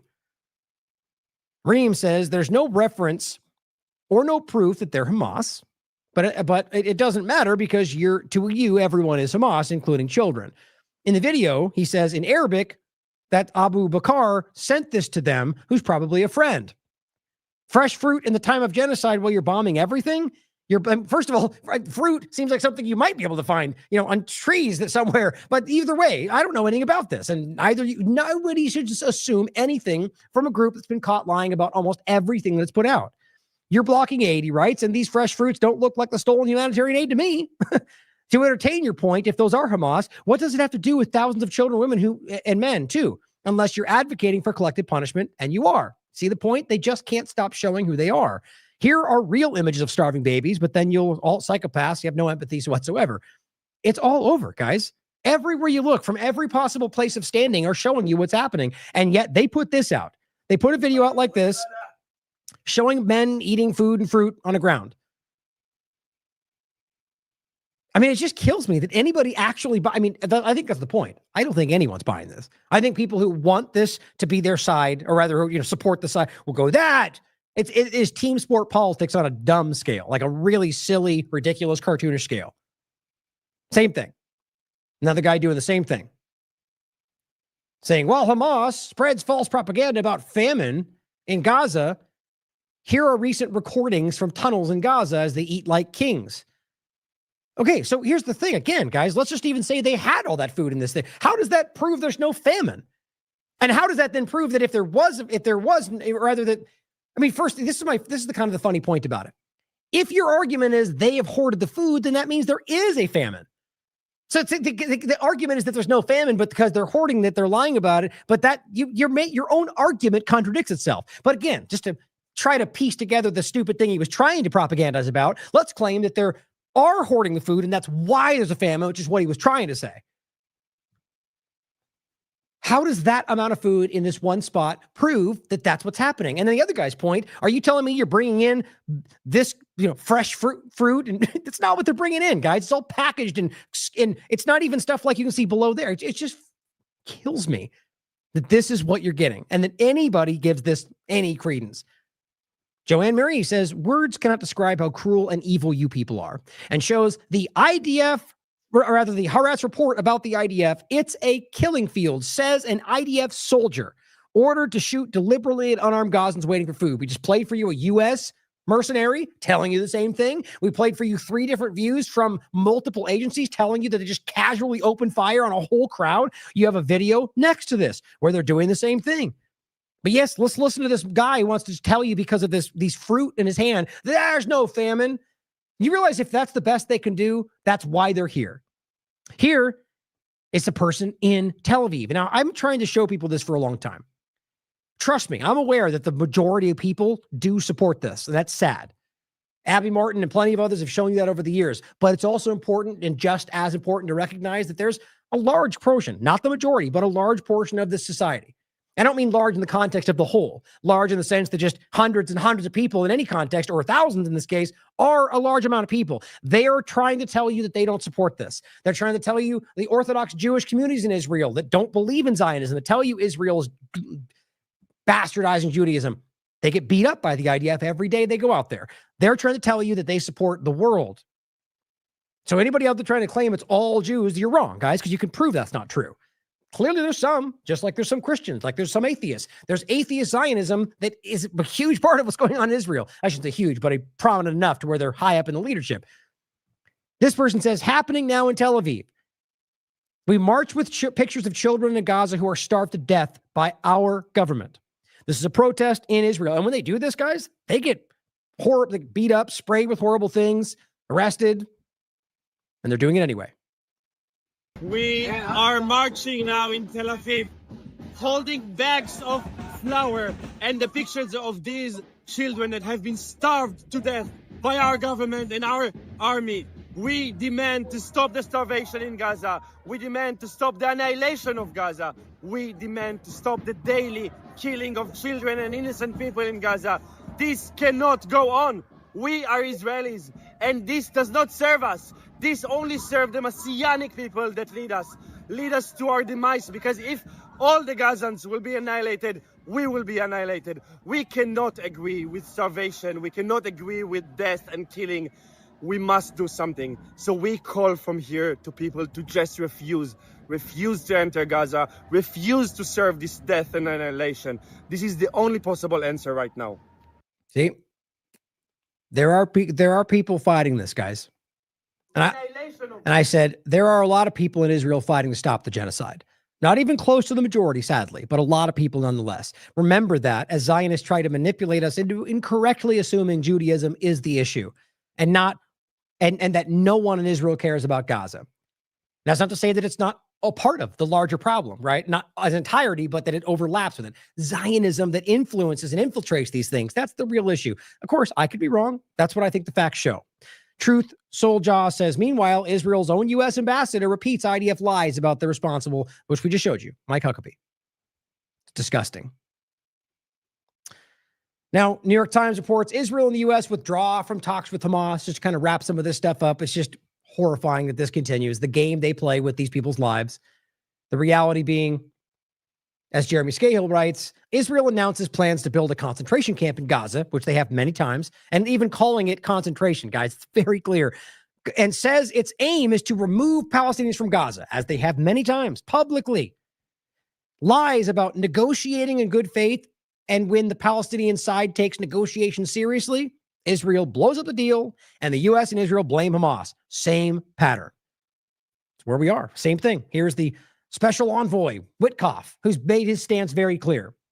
We've decided to bring our team home from Doha for consultations after the latest response from Hamas, which clearly shows a lack of desire to reach a ceasefire. I mean, it's just such blatantly inconsistent. It's just false.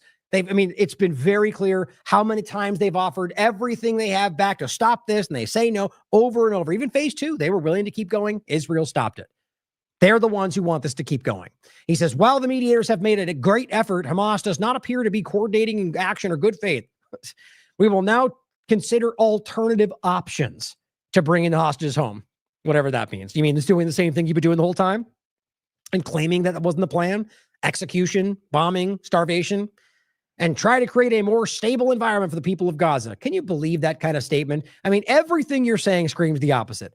It is a shame that Hamas acted this way, selfish and resolute in seeking an end to the conflict. We are resolute. It's just a sad state of affairs. Gerald says, you worked with Trump to provide subterfuge so Israel can carry out a sneak attack on Iran. Please stop insulting us. Israel doesn't want a permanent end to the war, period. But go on Fox News, you'll get your softballs. Now, here's what Trump just said, just in case we were unclear about where this is going. They lie about what's going on with Hamas. They set them up as the one trying to stop it, and somehow then use that to just rationalize why we can keep doing what's happening. Meanwhile, children are starved to death. They're bombing innocent people, including the hostages they claim they want to save. But here's what Trump wants you to say. So this is the peace president supposedly ending the conflict.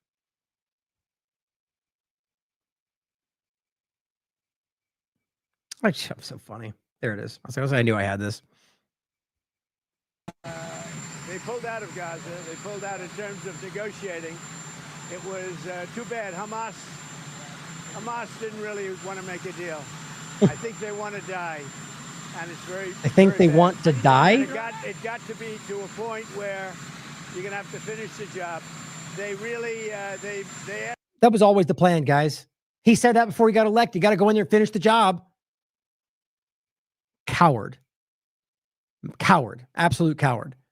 Right? So if you wanted to do this from the beginning, you should have just said that. Right? Like not go in and finish the job, but say this, I'm going to back Israel no matter what, which by the way, I guess he kind of did, but he sold everybody on this peace idea that we were not going to stop this. Day one, we're going to stop it. We're going to call it out. Hopefully. I think they want to die. I don't know how anyone could support this. For things. Don't forget, we got a lot of hostages out. So now we're down to the Oh, good. So I did that and I did this. I got a lot of that. That's the idea. Don't forget, we did something. Yeah, I'm pretty sure that's not going to overshadow the genocide you're supporting. And they know what happens after you get the final hostages. And basically, because of that, they really didn't want to make a deal. Decipher the 100 times, a million. Just the last one with phase 2. They were ready to release all of them. They said that was confirmed by them. By the negotiation team. Israel was the one that stopped it. They claimed there was a new argument that Hamas. Well, you don't add the new thing. You've already agreed to the deal, and all they did was do something they knew wouldn't be okay, and they blew the deal up. Look, just to be clear about this, guys, Trump knows that he is lying to you right to your face. If you're okay with that, then that's fine. I'm not. So they pulled out and. They're going to have to fight, and they're going to have to clean it up. You're going to have to get rid of it. Right. And in the process, kill everybody else there, all the hostages, all the innocent people. Keep starving them in the meantime. These are bad people, guys. There's just no way around it. Israeli minister, the people that he's talking about right now that we're going to work with. Israeli minister, Gaza will be wiped out and will become totally Jewish. Yeah, that's what Trump supports, in case you were confused. That's what he's supporting. It's not secret. It's right on the surface. If all you do is listen to what he tells you is happening and you don't look for yourself, then you're being played. Jasper, to add a few of the things that are also happening, Jasper Nathaniel says, I'm not sure that people realize how abnormal it is for journalists to be killed in wars. More have been killed in Gaza, 232, by the way, than in the Civil War, World Wars I and II, the Korean War, the Vietnam War, Cambodia and Laos, the Yugoslav War, and the Afghan War all combined. It's not a secret, guys. Another one was just killed yesterday. You can do the math for yourself. It's insane. And all they do is go, they're Hamas. Get evidence to back that? No, not at all. And you can prove a vast majority. I mean, look, are some of them who knows? I don't know. I can't say the same because I wouldn't do the same thing in reverse. I'm not irresponsible like that. But you can prove how many have been killed from plenty more than aren't even from Gaza, guys.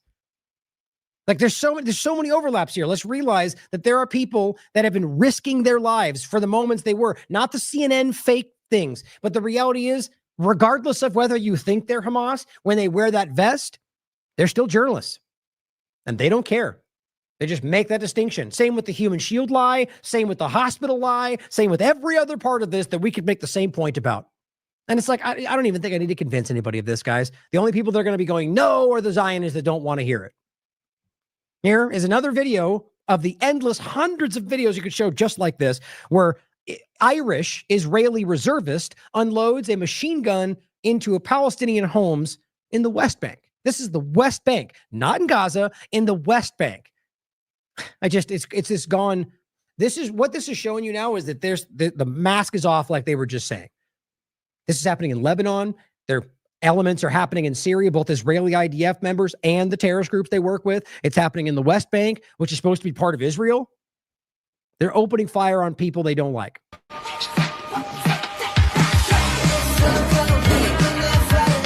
Oh, by the way, in case you're missing the music, they posted this themselves. Proud of it.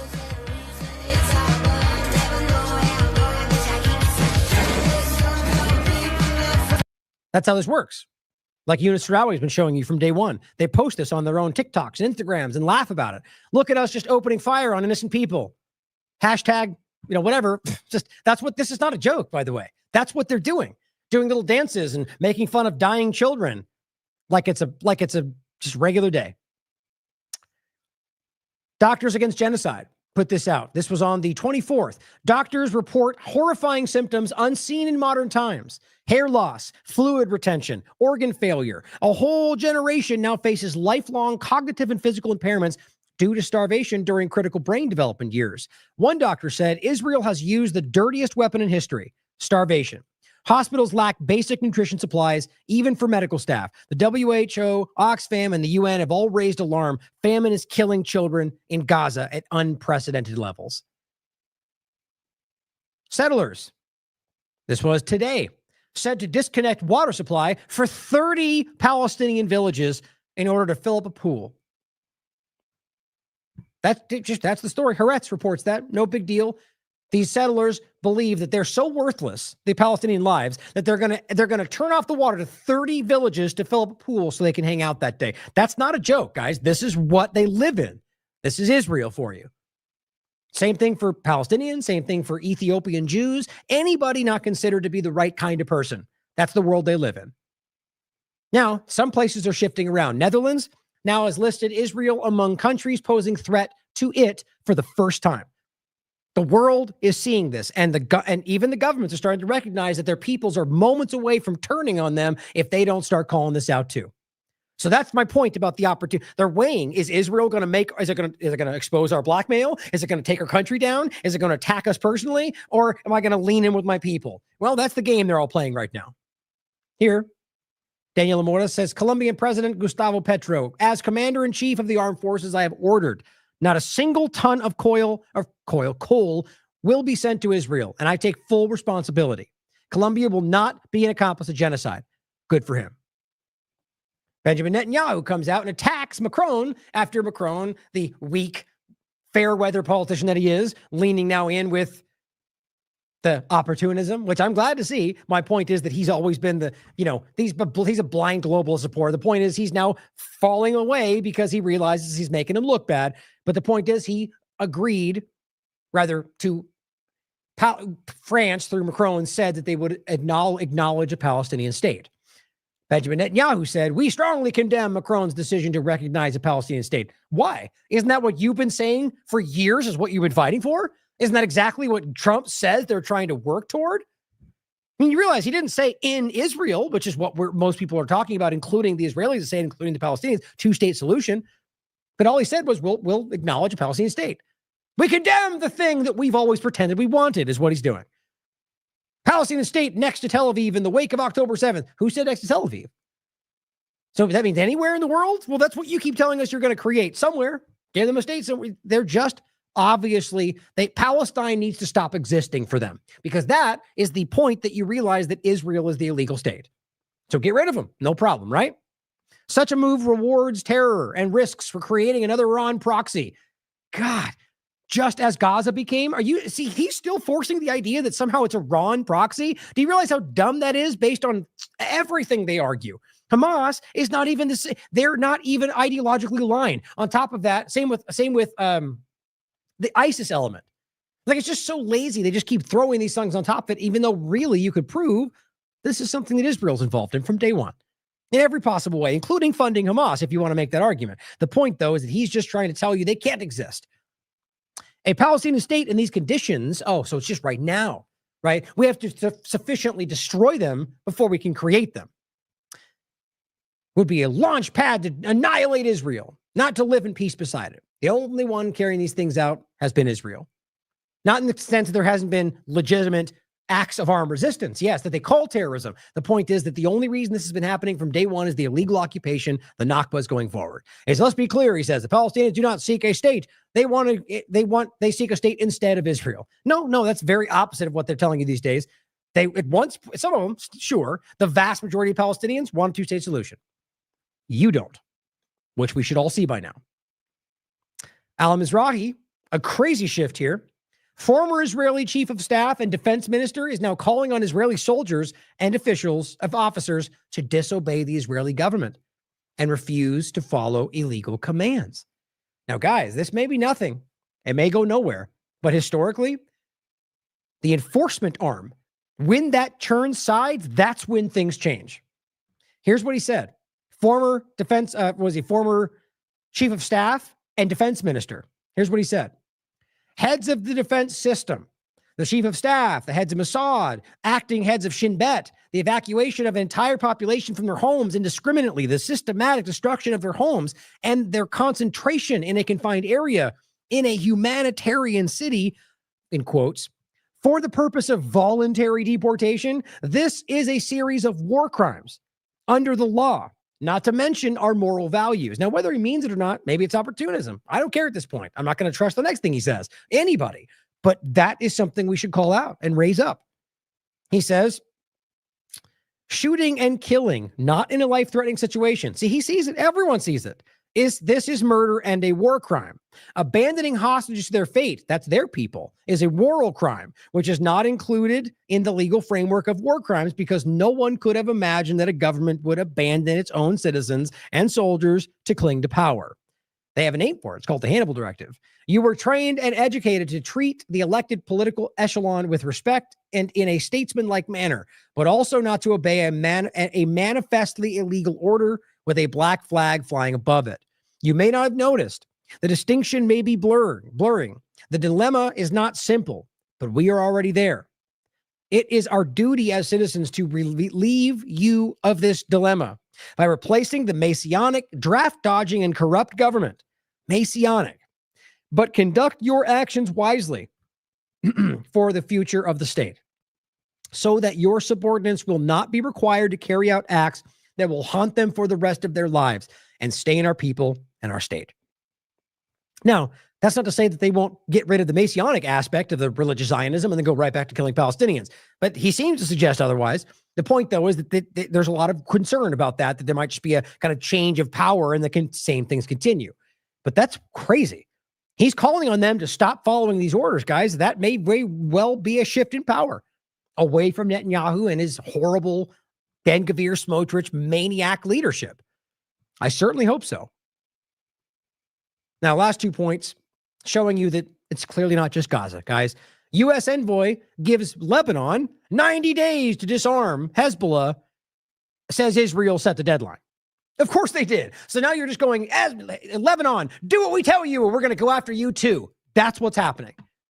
Surprise, surprise. I guess it wasn't just Gaza, right? Because they're already engaged on multiple fronts. Lebanon, Syria, Gaza, that's what they're doing. It's greater Israel. It's the greater Israel genocide. Guys, it's right in front of you. Dave DeCamp, who I'm going to be interviewing soon, by the way, says Trump launched nearly as many airstrikes in 5 months as Biden did in 4 years. There's your peace president, guys. Stop lying to yourselves. He says, it's wild to me that Trump bombed a fuel port in Yemen, massacred 84 civilians, and followed it up with an airstrike on a jail that killed 60 detained African migrants. Nobody seemed to care. That's the world we live in right now. Call it out. Do something about it. My God. Some of these days it just gets to you, you know? It's not even necessarily that it's happening. That's bad enough. It's just that how do you come to terms with what this is all showing you? You just do, guys. You just accept it. You acknowledge what's happening. You don't question it. Wonder if there's another narrative, another piece that will add to it. But look at what we're seeing. Look at what you can see in front of you and just stop lying to yourself about how real it is, how immediately this can affect your life. And you know, the narrative they always tell you how, I mean, this is what something people have been saying from the beginning, that we're all Gaza, or that we're next. You know, that as soon as they're, you know, it's the same thing you hear from them. Like, after them, they're coming for you. Maybe that's because that's what they're thinking. The idea being that clearly we can see how this goes. Once they're done with that, Lebanon's next. Once Lebanon's done, then it's here. You can see the way this is going. How long until it's you? Now, I'm not saying I know that's going to happen, because I wouldn't be as irresponsible as them. But the obvious reality of the way the U.S. and Israel conduct themselves, they take what they want when they want, and they do not care about the outcome. They don't care about your interests. So if we don't see what's happening, if we don't set the precedent now, like you can argue was World War II, that's the narrative we tell ourselves anyway, that we won't let this happen again. Well, if we can set the precedent now, if we can acknowledge what this is, that we all see, maybe, just maybe, we can actually build a better path. It's worth trying. I sure as hell like to give it a shot. Thank you for tuning in. Thank you for caring. Thank you for having compassion for human life, principles, morals, integrity. Seems in short supply in certain places. Thank you for tuning in. I love you all. As always, question everything. Come to your own conclusions. Stay vigilant. You also Hind Rajab, 6 years old in her car. You all heard the audio, you amplified it. She was 6.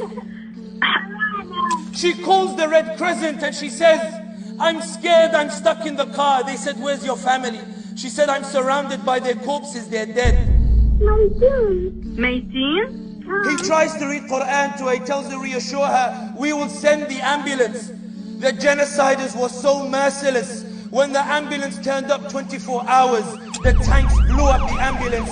Hind, 6 years old, died alone, surrounded by the corpses of her family. Sidra, Sidra, Sidra was playing with her cousin, running on the roads. They told them, go to the south, we won't touch the south. But they lied. The liars, they lied. They bombed the north and then bombed the south. Sidra, the pictures went viral because of you. You showed the world. She was hanging from the wall with her legs blown off. You have exposed the genociders, which is why they are ringing the bells to get you to be quiet, which is why they are waiting for us to slip up to expose us. They are worried that now that the world has seen the truth, the highest Jewish representative in the US in the Senate, Chuck Schumer himself, comes out and says Israel is on course to becoming a pariah state. Elizabeth Warren says that if the law is to be applied, Israel is committing genocide. Even the right-wingers in Donald Trump's rally, they're chanting genocide Joe, genocide Joe. You entered areas Palestine couldn't enter before. You delivered the message to corners it couldn't reach before. It wasn't because of the mainstream media. It was you. You carried the voice. You are making the change. You are changing the world. They are desperate for you to go home. They want you to pack your tents and go home. Tell them and roar, we're not going home until Palestine is free. Roar and let them hear it.